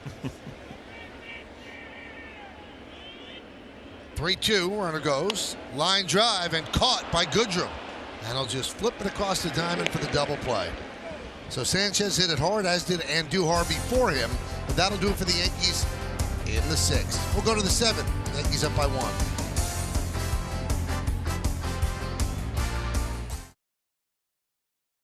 Brought to you by T-Mobile. Let's take a look at Tanaka today, David.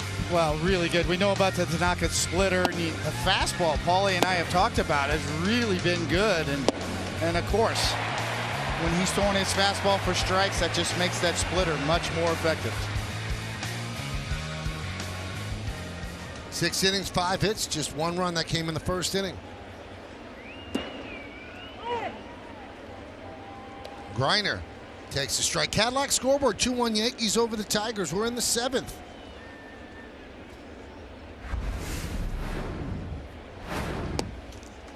Oh, 0-2. Two good sliders right there. Grinder, you can see, kind of comes off the ball. The slider away is going to be very, very effective. Take a little bit off of that one, right? It's got a curveball, too.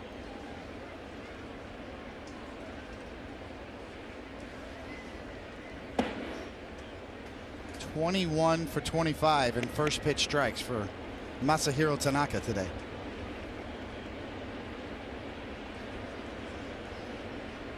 Pitch number 77 coming here at the top of the 7th.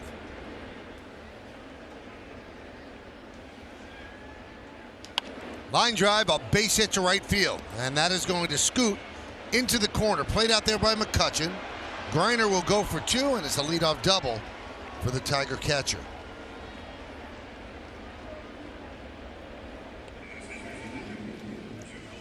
Oh, he got beat with the fastball there, Coney. A couple of really good sliders to get to 2 strikes.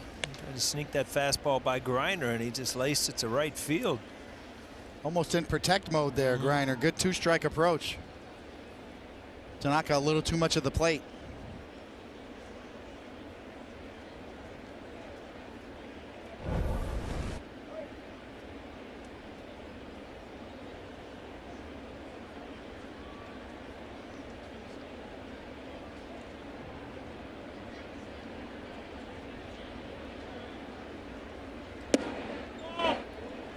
Want to know to Jones.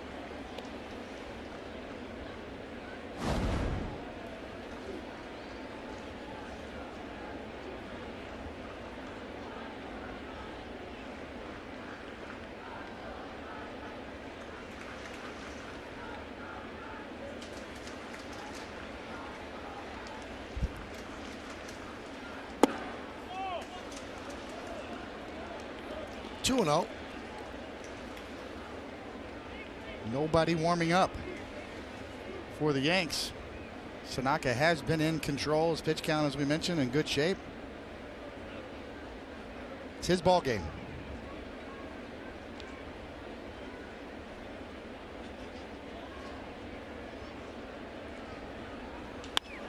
Lined into center field, and Hicks is going to play it on a hop. Griner held up, and he advances to third. So first and third, and nobody out.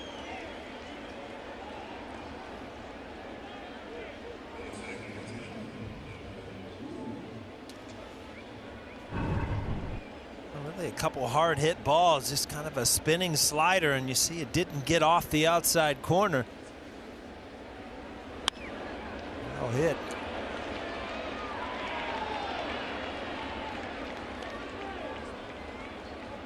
.20 slider. You feel like you got to throw for a strike. He does. Got to give Jones credit right there.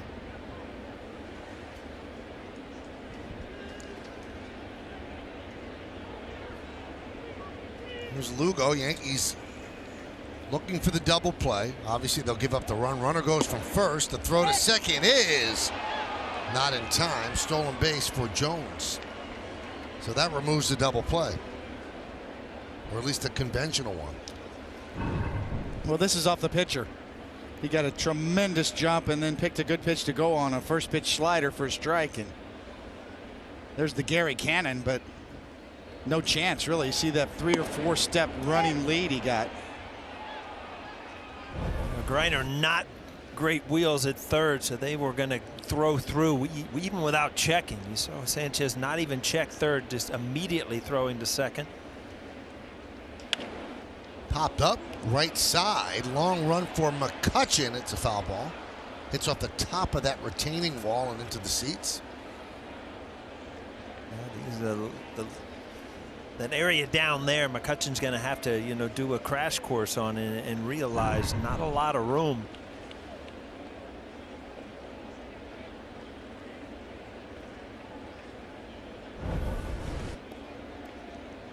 So Sanchez goes out, has a conference with Tanaka. It's a good pitch. 94 miles an hour inside. Tanaka still has the ability to reach back for a little extra. Now clearly looking for a strikeout. Yankees infield playing back.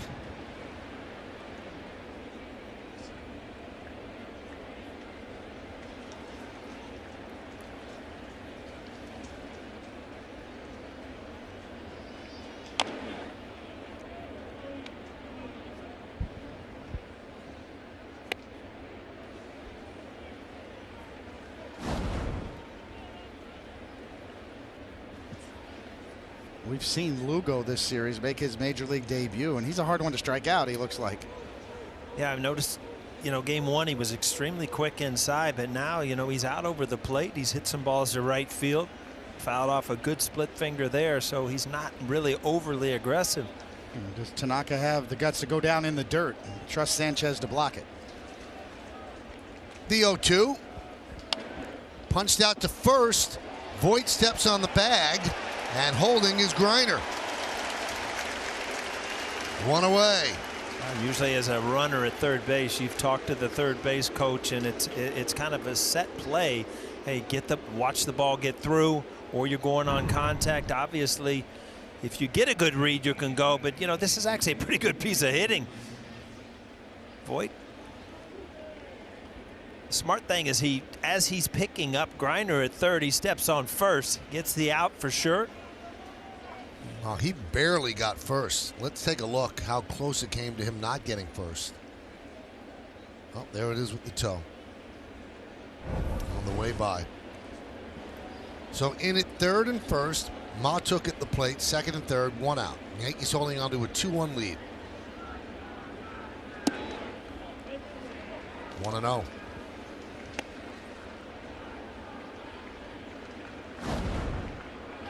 I've seen Tanaka this sequence a couple of times look out to the bullpen. When you're on the mound in this situation, you can't help it. Hey, Aaron Boone, hey, it's on you. There's nobody up.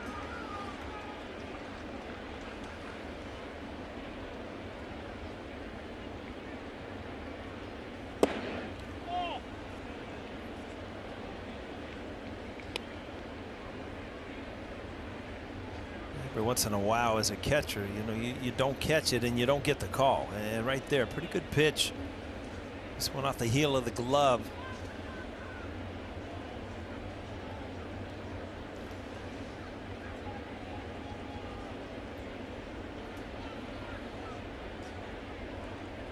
The 2-0.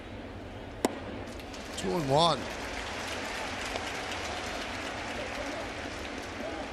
It's funny, Coney. Every once in a while, he'll rear back and get a little extra on his fastball. It looks like he actually did that on his slider there. Got it up and to 86, which is a little more than average. Jonathan Holder finally just starting to throw.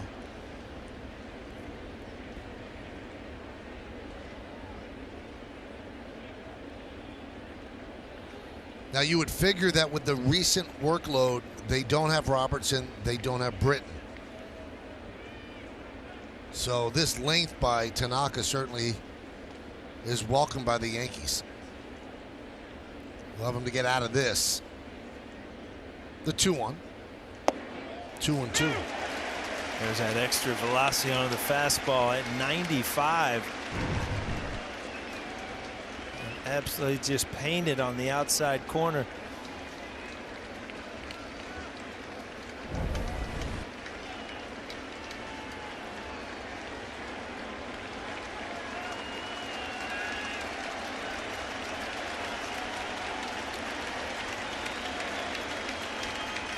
Two. Swing and a miss. Big strikeout. 2 away. Coney, I mean, we talked about watching him, you know, kind of master the big at-bats in pitching, and you saw a good fastball before this, and then a split finger that kind of ran back in. So there's 3 separate pitches: a hard-thrown slider, a fastball, and a split finger for strike 3.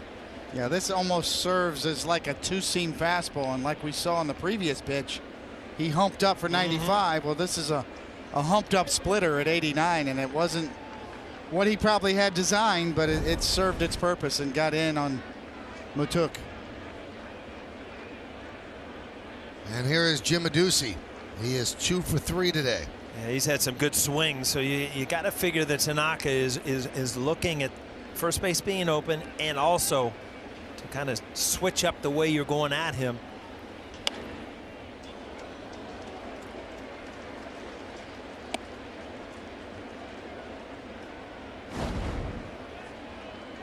Really been a different sort of a day for Tanaka. He hasn't had that wipeout splitter that we're so used to seeing from him, but he has mixed his pitches well and used his fastball as more effectively, really, rather than just about any start in recent memory. Yeah, you don't see a lot of fastballs 2-strike counts from Tanaka, and you have a number of times today, even for strikeouts.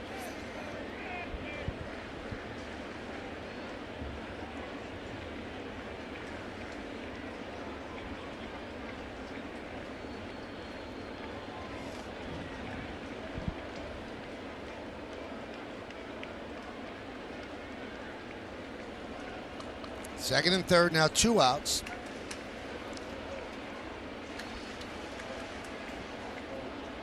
And the 0-1. 0-2. The best splitter we've seen all day right there.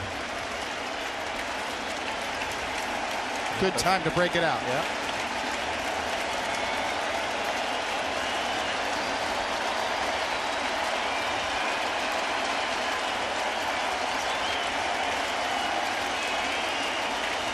Griner at third, Jones at second. 0-2 count on Adduci. Tanaka deals. Nice block by Sanchez, saving a run.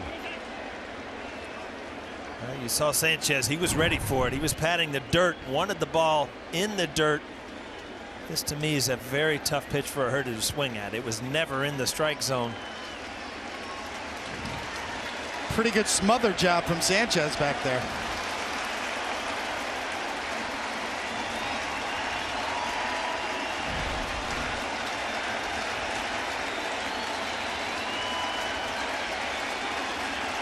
Not that one.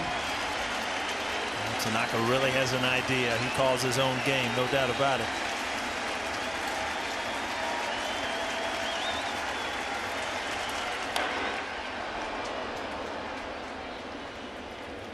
Again, he humped up. He went to his fastball, which he's really liked today with 2 strikes. And at 95, Adduci was able to get a piece of it.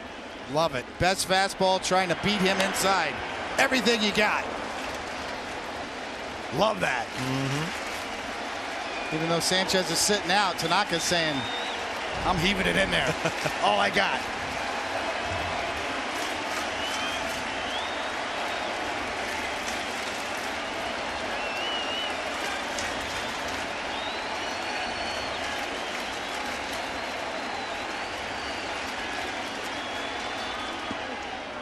2-2.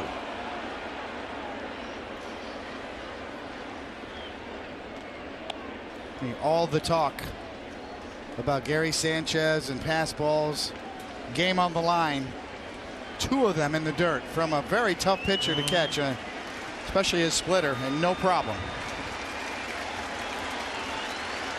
Trust factor from Tanaka, good execution from Sanchez.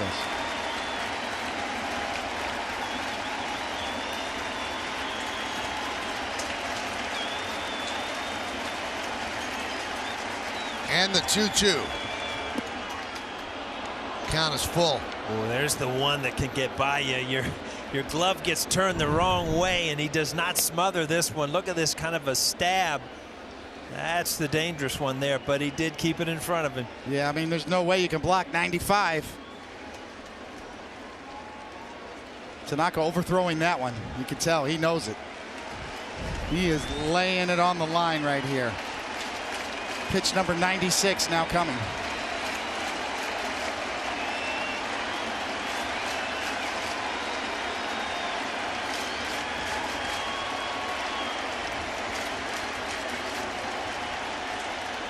Got him! What a performance by Tanaka. Second and third, nobody out, and he does not allow the Tigers to score. At the end of 6.5 innings of play, get up and stretch. Yankees 2, Tigers 1. A pumped up Tanaka, but we'll stay right here as we honor America in the Bronx.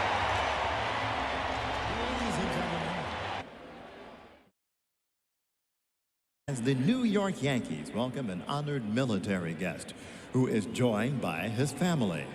United States Navy Radio Man First Class, Stanley Teller, from the Monroe Township, New Jersey, who served in World War II.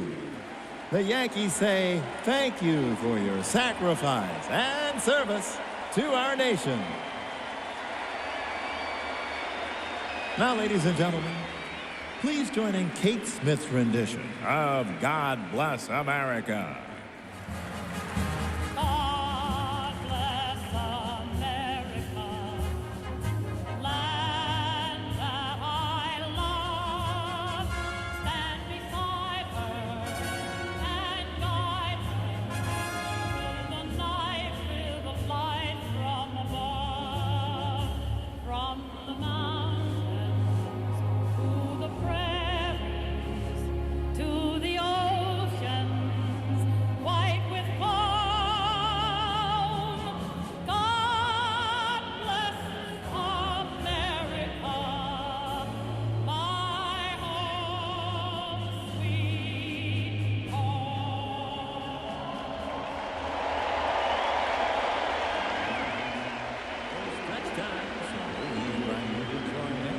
Local Nissan dealer.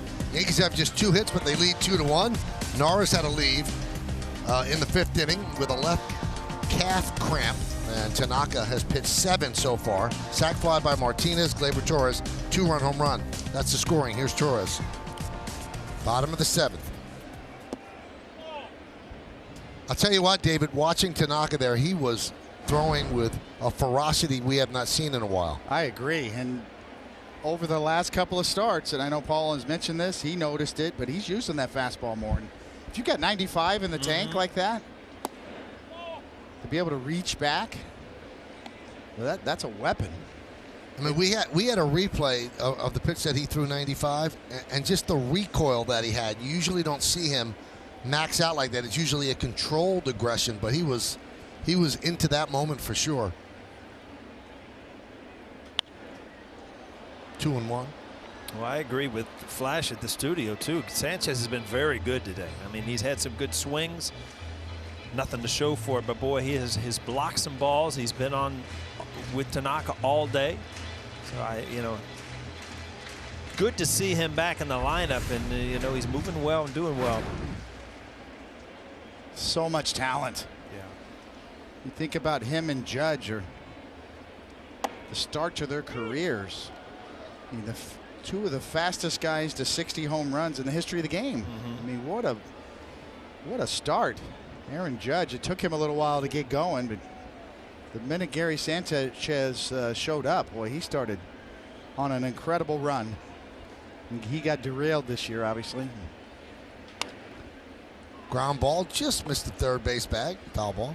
Yeah, pretty cool to look over there at the bench and you see the new player. I mean, he's a veteran player, but I mean, when you come to the Yankees, that's something different. And who's over there? Aaron Judge. You know, this is a guy that's going to make you feel comfortable very quick.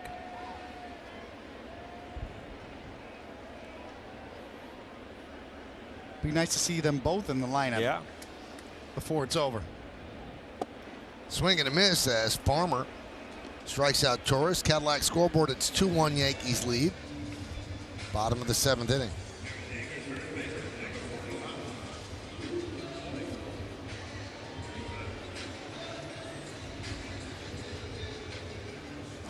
And here's Voit.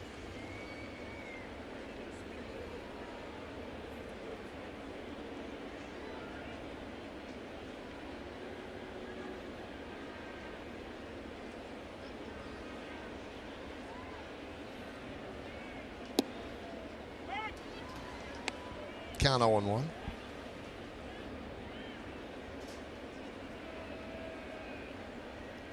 So how do the Yankees get the final 6 outs they need? Who will close? Again, the guess is that Robertson and Britton not available with their recent workload. Nobody's up right now. Holder could be warm. I think Tanaka's kind of at the end of his leash once he's in his 90s. Well, he really had to expend himself Yeah. in that last inning with a lot of pitches and a lot of effort. Yeah, 96 pitches. I mean, do you send him out there for an out and see what happens? I don't know. Had 23 pitches in the 7th inning. And I think you're right, Cody. I think he let the tank out. I mean, everything he had, I think he left out there on the in the 7th.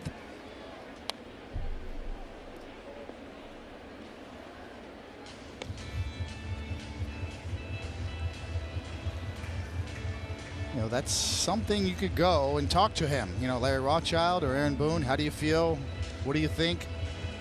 How much of a trust factor there is between pitching coach and pitcher? Mm-hmm.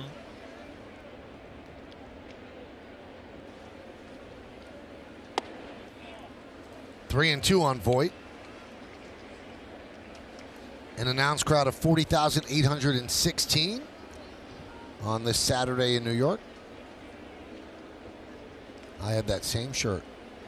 Great shirt. The young Michael Kay right there.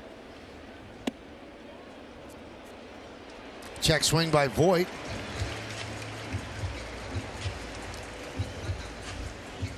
I thought that Gardner was going to come argue about another Voit check swing, but he's going to take Buck Farmer out with Neil Walker due up. So he's going to call on the lefty, turn Walker around to his weaker side and the bigger part of the ballpark.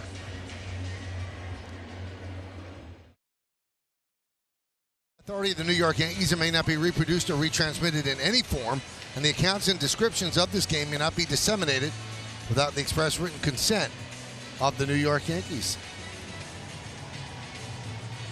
Tyler Wade is going to pinch run at first base for Luke Voit. Remember, this is September 1st. You could have as many as 40 people up on the big league roster, which, I mean, this is certainly an old argument, but imagine playing the most important games of your season with completely different rules.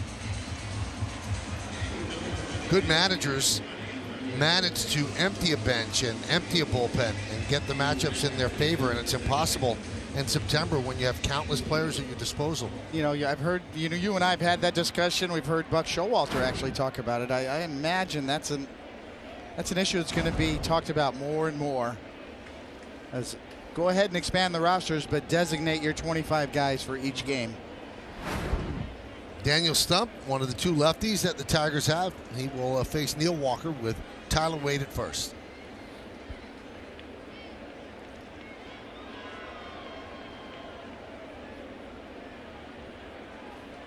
So the Yankees defensively with this move will probably have Tyler Wade play second, move Neil Walker over to first.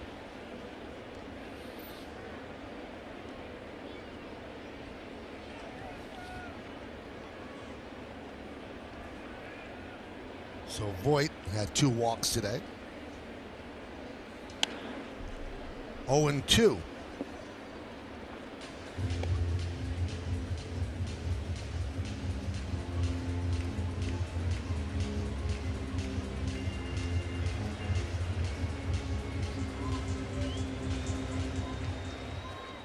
So it is Holder again. Reheating. Fouled straight back here.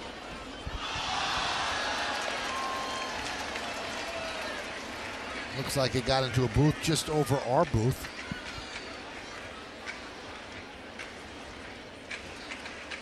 With Walker in the lineup, you'll see managers bring in lefties, and the reason is he's a 182 hitter with a 258 slugging percentage as a right-handed batter. As a lefty, it's 235 and 374.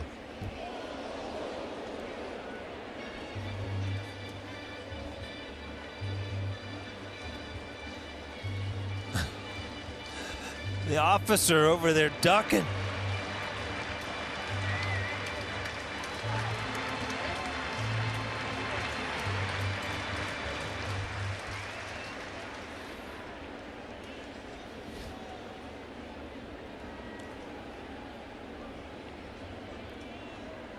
Runner goes. Foul.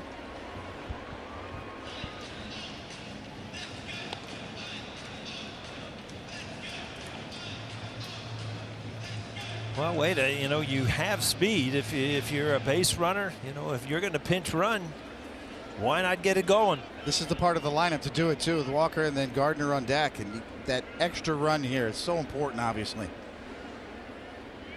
Any way you can.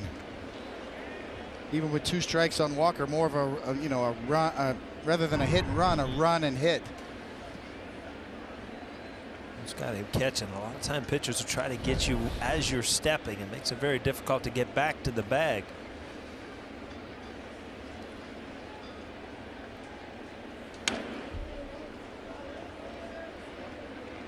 Still 0-2.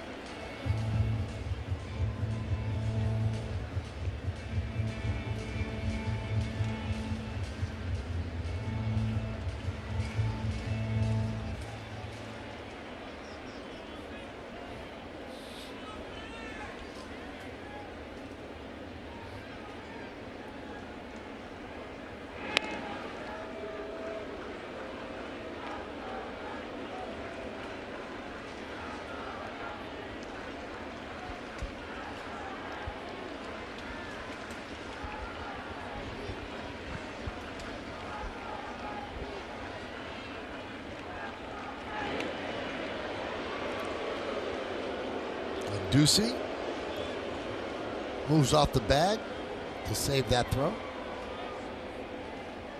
I remember you were a guy, you didn't like to throw over the first. It just kind of got you out of your rhythm. Yeah, I didn't like any distractions. I just go ahead and steal. Get it over with. Runner goes. Throw to second. Not handled, and a stolen base for Wade. He'll stay right there. Talk about Wade, and you know what a weapon you could have, a guy that can pinch run late in the game, steal a base for you. Now you got a runner in scoring position. These are big plays. Yeah, he's going to be out with a perfect throw, but you put pressure on defenses, it's not always done perfectly. You can see that infielders will take liberties if you're going to slide in head first. You go in with your spikes, they'll be a little more reluctant to stick their legs in there to try to block you.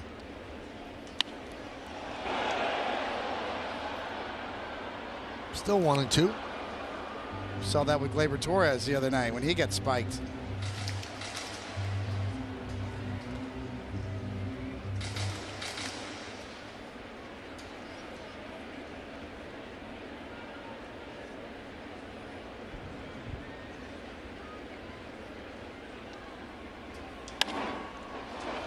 Foul ball the other way.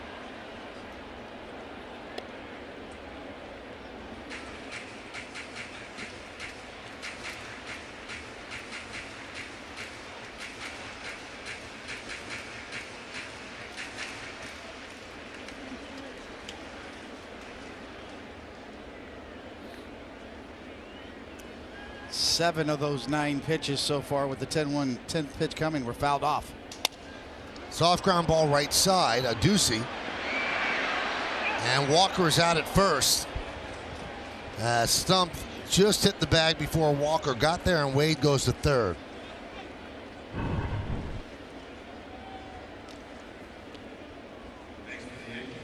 And a good call by the first base umpire, Scott Barry.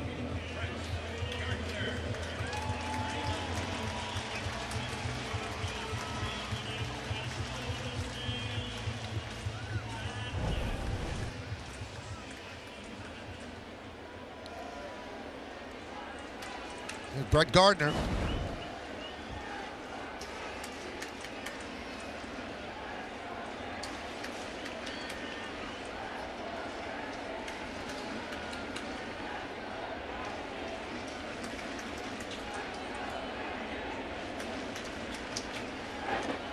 Blocked there by Griner.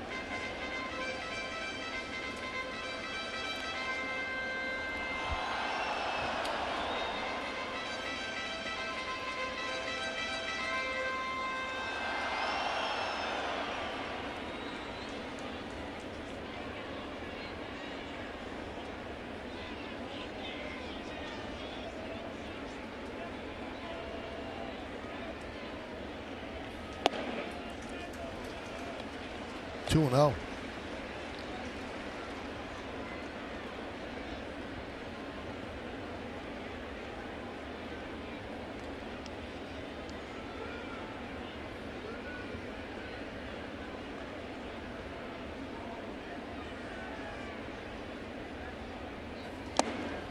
Two and 1.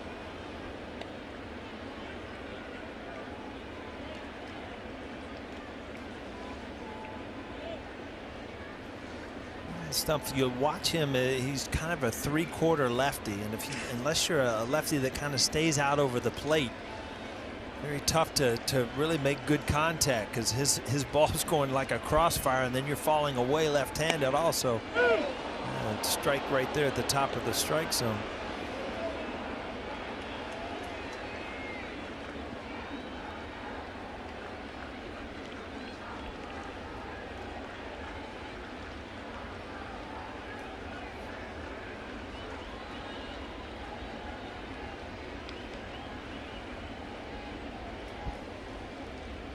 Two balls, two strikes, two outs, 2-1 Yanks, bottom of the 7th. Swing and a miss. Gardner down on strike. So Stump comes on and does the job. No runs, no hits, no errors, 1 man left. We go to the 8th. It's 2-1 Yankees.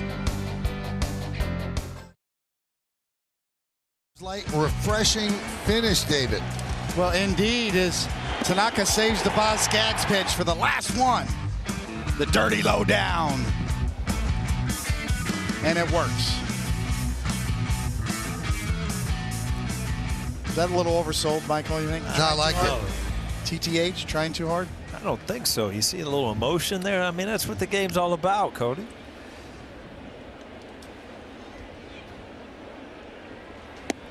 Never go wrong with Lido Shuffle.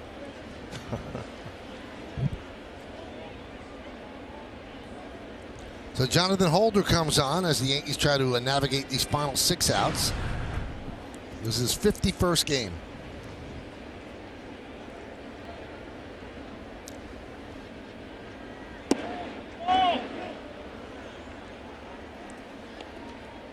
Hyundai scoreboard. Yankees have just 2 hits, but 2 runs, and the Tigers 7 hits and 1 run. If the bullpen does its job, Tanaka will pick up his 10th victory of the year. You want to try the Andy Pettitte stat again, David? If he gets his 10th win? Yeah, see if I can finally get it right today.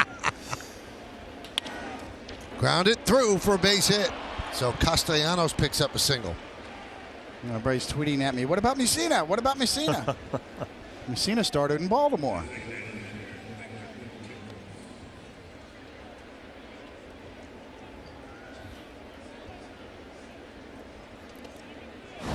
Well, here's a dangerous hitter, Victor Martinez, with a runner on first. Well, you're really looking for a ground ball here. Victor Martinez, obviously we're talking about him kind of shutting it down, and it just does not run well.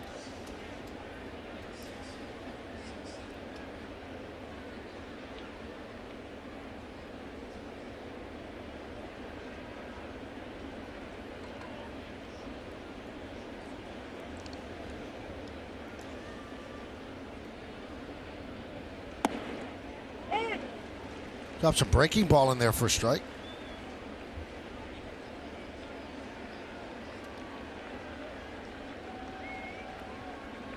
The thing that really has separated Holder this year, as opposed to somebody who's going to be on the shuttle up and down, is that development of his changeup to get lefties out. Can they turn two? There's one. There's two. Yeah, that's what you're talking about, Coney, and it's such an easy ball to roll over as a lefty. And this is old school right here. Get that ground ball, good double play. Good job by Holder. See the changeup grip, but really more than the grip is the movement down and away to get Victor Martinez on the ground. And once you get Vic at this point of his career on the ground, good chance you're going to turn two. You know, this game has kind of progressed slowly like you were talking about, Michael. You got to realize, I mean, we're in a 2-1 game right here. I mean, a double play in the 8th inning, that's a huge play. 0-1 to Goodrum. With Goodrum coming up, I mean, he has been a big part of the Tiger offense in this whole series. That's a hit today, 1 for 3. He's quickly down on the count 0-2. Well, he missed right there. 93 was supposed to be up and in, right over the middle. Just going to expect this good change up here now. See that ball kind of just runs. You get those four seams kind of cutting one way or the other, and it'll run right back over the middle of this plate. Good for the hitter, bad for the pitcher. Swing and a miss. Holder with a big 8th inning. No runs a hit, no errors, and because of the DP, nobody left on base. We go to the bottom of the 8th. Yankees 2-1.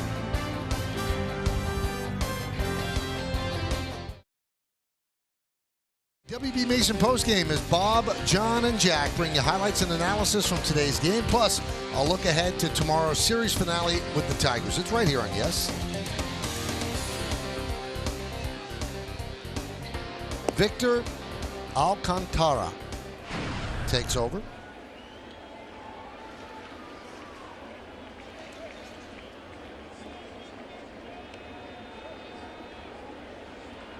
Fifth pitcher used by Ron Gardenhire. Yankees lead this one 2-1, and the 2 runs on one swing.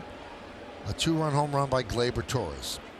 Andrew McCutchen in his Yankee debut is 0 for 2, couple of strikeouts, and was hit by a pitch.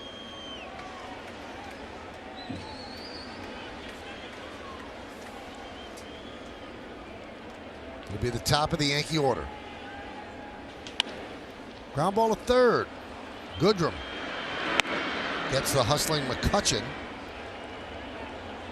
for the first out. Well, I'll tell you one thing, McCutchen can still run. I was watching him get down the line. Hasn't lost a step there. Hyundai scoreboard, 2-1 Yankees lead. Here's what Paul's talking about. The sprinter's form there, huh? Hands going.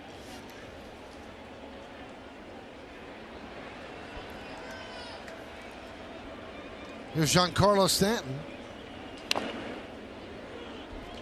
0-1. So Dellin Betances is up in the Yankee bullpen. He will come on and try to close this.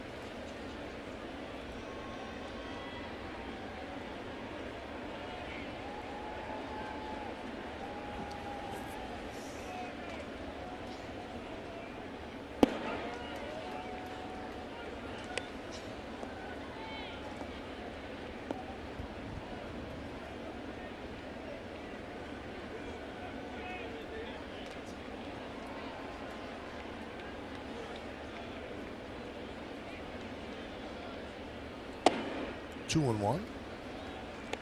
Oh. So Funky little delivery. Excuse me, Michael. Alcantara got a little dubstep in the middle of his delivery. That's it. Those were so annoying when you had a leg kick. When I just started working on a leg kick, you think you have it all timed down, and then a pitcher would do something like this to you, give it a little, you'd end up almost falling down and tipping forward. Like, okay, nice and easy, and then a little bit of a stop and a hesitation. And then here I come.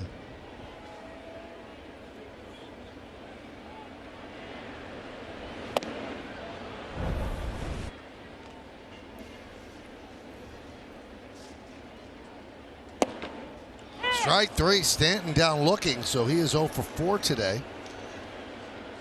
A nasty pitch right there. A two-seam fastball that just had a lot of run right at the end. It's like it comes back and gets that outside corner.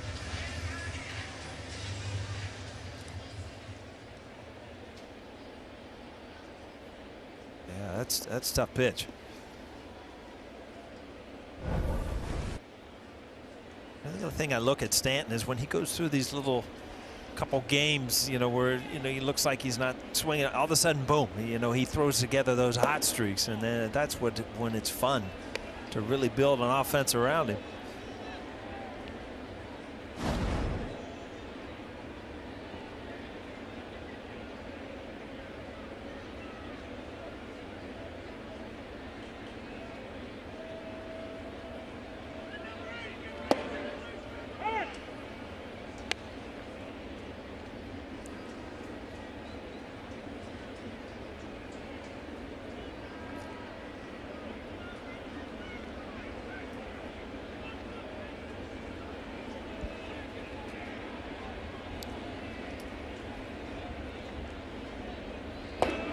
Two and one on Hicks. Hicks is 1 for 3.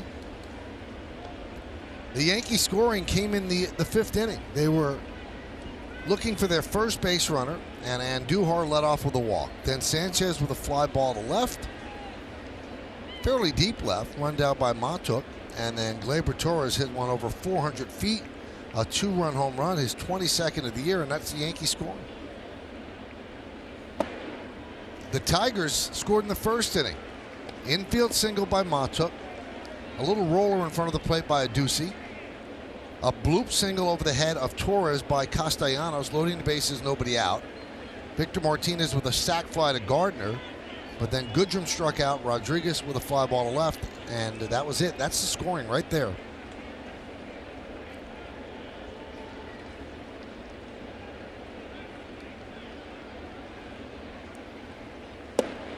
And Hicks works another walk. Amazing to me is Hicks, he challenges pitchers to throw strikes, and he'll take a strike, but as the count goes on, he doesn't leave the strike zone. And again, 74th walk, I think, so far. I mean, he just, this day and age, if you make pitchers throw strikes, you're going to get a lot of free passes.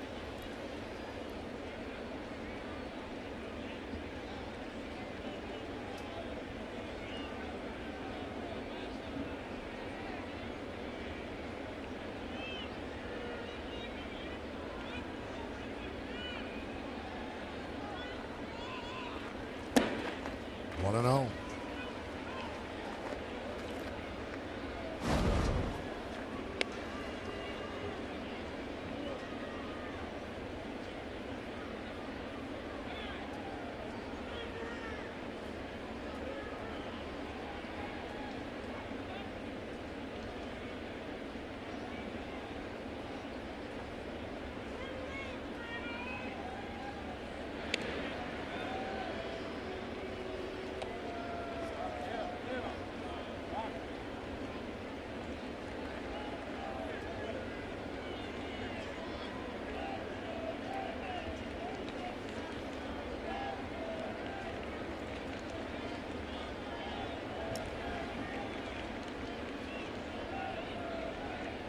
The 1-0.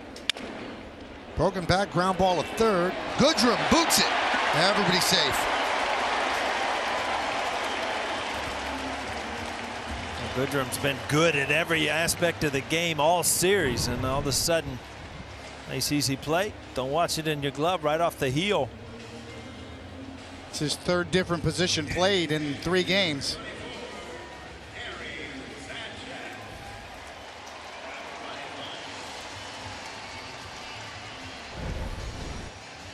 And here's Rick Anderson. So that's an error on Goodrum. First error for the Tigers, first error in the game.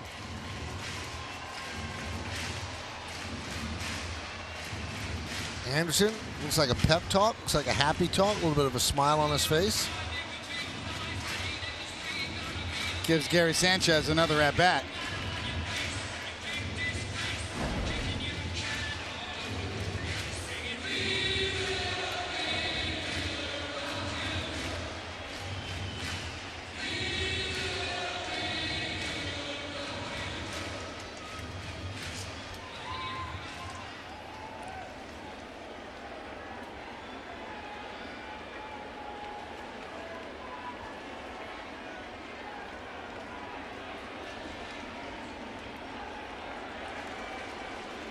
Sanchez just back off the DL is 0 for 3. Last time up, line to third, turned it into a double play, did Goodrum. Pitch outside, 1-0. You have Hicks at second and Duhar at first. Yankees only 2 hits on the day. Do have 5 walks, and then of course Miguel Andujar just reached on the air.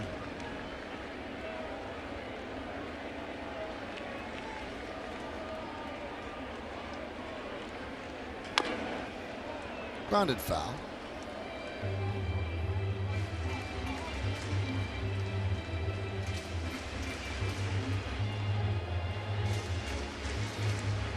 Now A.J. Cole gets up in case Sanchez hits one in the seats here. That would be a 4-run lead, and they could save Betances for tomorrow.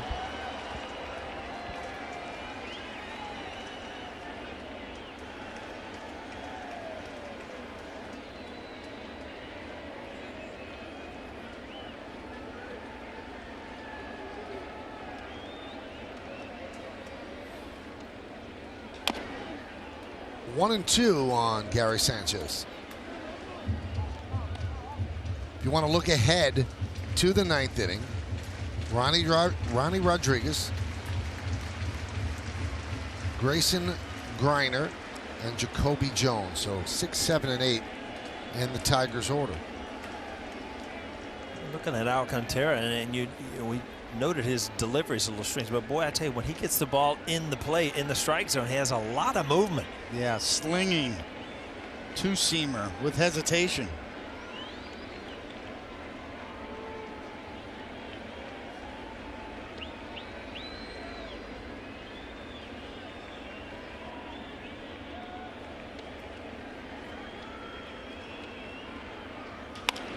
Ground ball to Goodrum. Goes the short way, they get the force, and that will do it. It is time for Betances. How does he bounce back from Thursday night? Stay tuned. Go to Dellin Betances, and last we saw him was Thursday night, and things went haywire, David. Well, they did. He has been so good for so long prior to this. His last 35 games before this bit of a meltdown. Had an 0.53 ERA. It struck out 45% of the batters he saw. So an extended run of great pitching. Kind of got derailed the other night, and there's the changes for you, Michael. Wade goes from second to third, and Duhar's out. Echeverria takes over at short. Torres goes from short to second. And the pitch is high to the pinch hitter, Jeimer Candelario. There's one of the newest Yankees, and as I said, defensive whiz at short.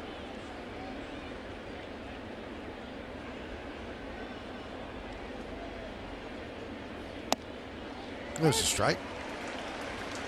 Noticed over Dellin's career, Coney, that I mean, his first hitter is so important to kind of his confidence. If he gets that first out, you know, very quickly, it just seems like he just rolls. Yeah, not only just from a confidence in your pitches and your location, but also You don't need that distraction on first base with him.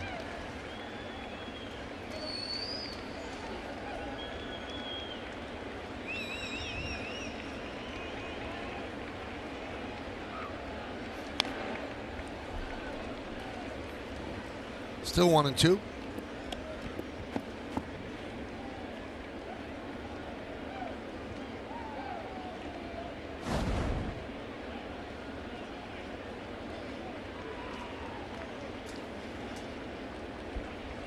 Swing and a miss, got him.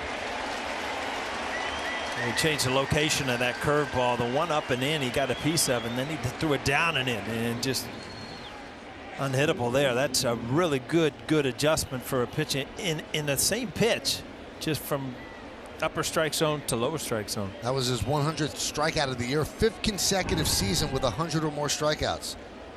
And first pitcher in big league history to do that in relief in 5 straight seasons. There's a strike to Griner. And that's his 36th straight relief appearance with a strikeout. Expands his American League record, 4th longest streak all time. 0-2. You know, Griner's had a lot of problems, and you know, there's no reason to try to sneak a fastball by him. That's what he put in play to right field. Dellin, as good as his curveball's been in the first couple batters, why mess around?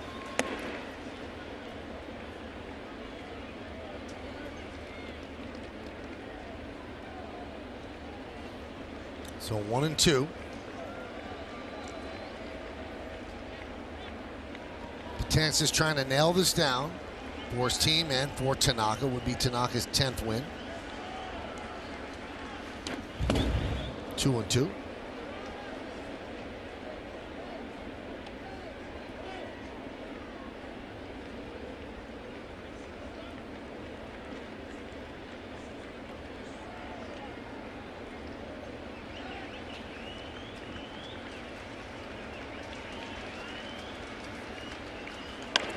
Soft ground ball to first base. Walker to Betances for the second out.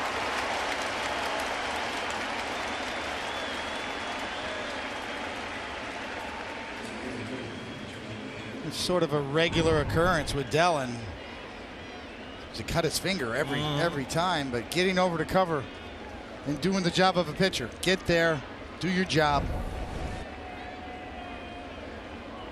You know, when he cuts his finger every time, you know, I don't think it affects his release point or the, you know, where he holds the baseball, but his thumbnail cuts the side of his finger, and it's a regular occurrence. He throws a spike curveball, and I think sometimes he just kind of, the way he releases the ball, it'll dig one of his nails into the side of one of his fingers and cause what you're seeing there is regular opening of a wound and blood flow. Yeah, you just want to, you know, if it doesn't bother you, okay, but if you continue to do it, sooner or later it's going to get to the point where it does bother you, and that's what Stevie Donahue was, you know, obviously concerned about.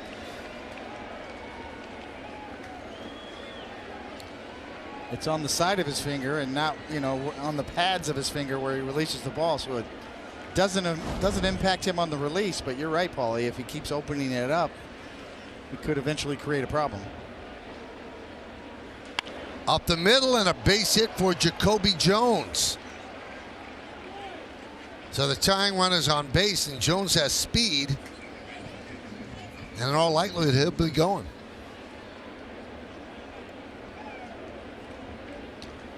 A breaking ball that didn't have a lot of break on it. He's shown some really sharp ones.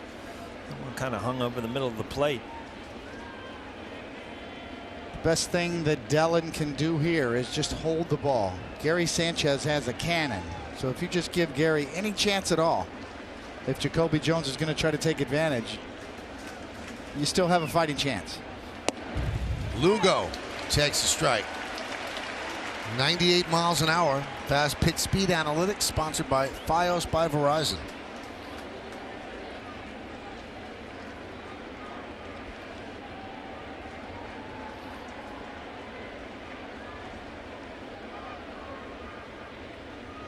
Runner goes. Fouled away. So Jones will head back to first. You know, I know it is an annoyance, Coney, when guys are running and this and that, but, you know, you got to understand, you've got 2 outs, you've got 2 strikes. There's only one important pitch, and it's just to get this last out and get off the field. You can see the cut on the ring finger, actually, from Betances. And the pitch. Soft ground ball right side. Gleyber Torres makes the play, and the Yankees win 2-1. Now the Tigers are saying, hold up. They might want to check. Let's see if they have anything to check. They do not. The game is over, and the Yankees hold on to win 2-1. A nice bounce back by Betances after Thursday night. He gets the save. Tanaka gets his 10th win. Gleyber Torres with the 2-run home run. And the Yankees have taken 2 of the first 3 games from Detroit. So the Yankees will celebrate. They got just 2 hits today. But you know what? That was enough, because one of the hits was a 2-run home run for Gleyber Torres. More to come from Yankee Stadium. Then the post game after that. Yankees win this one 2-1.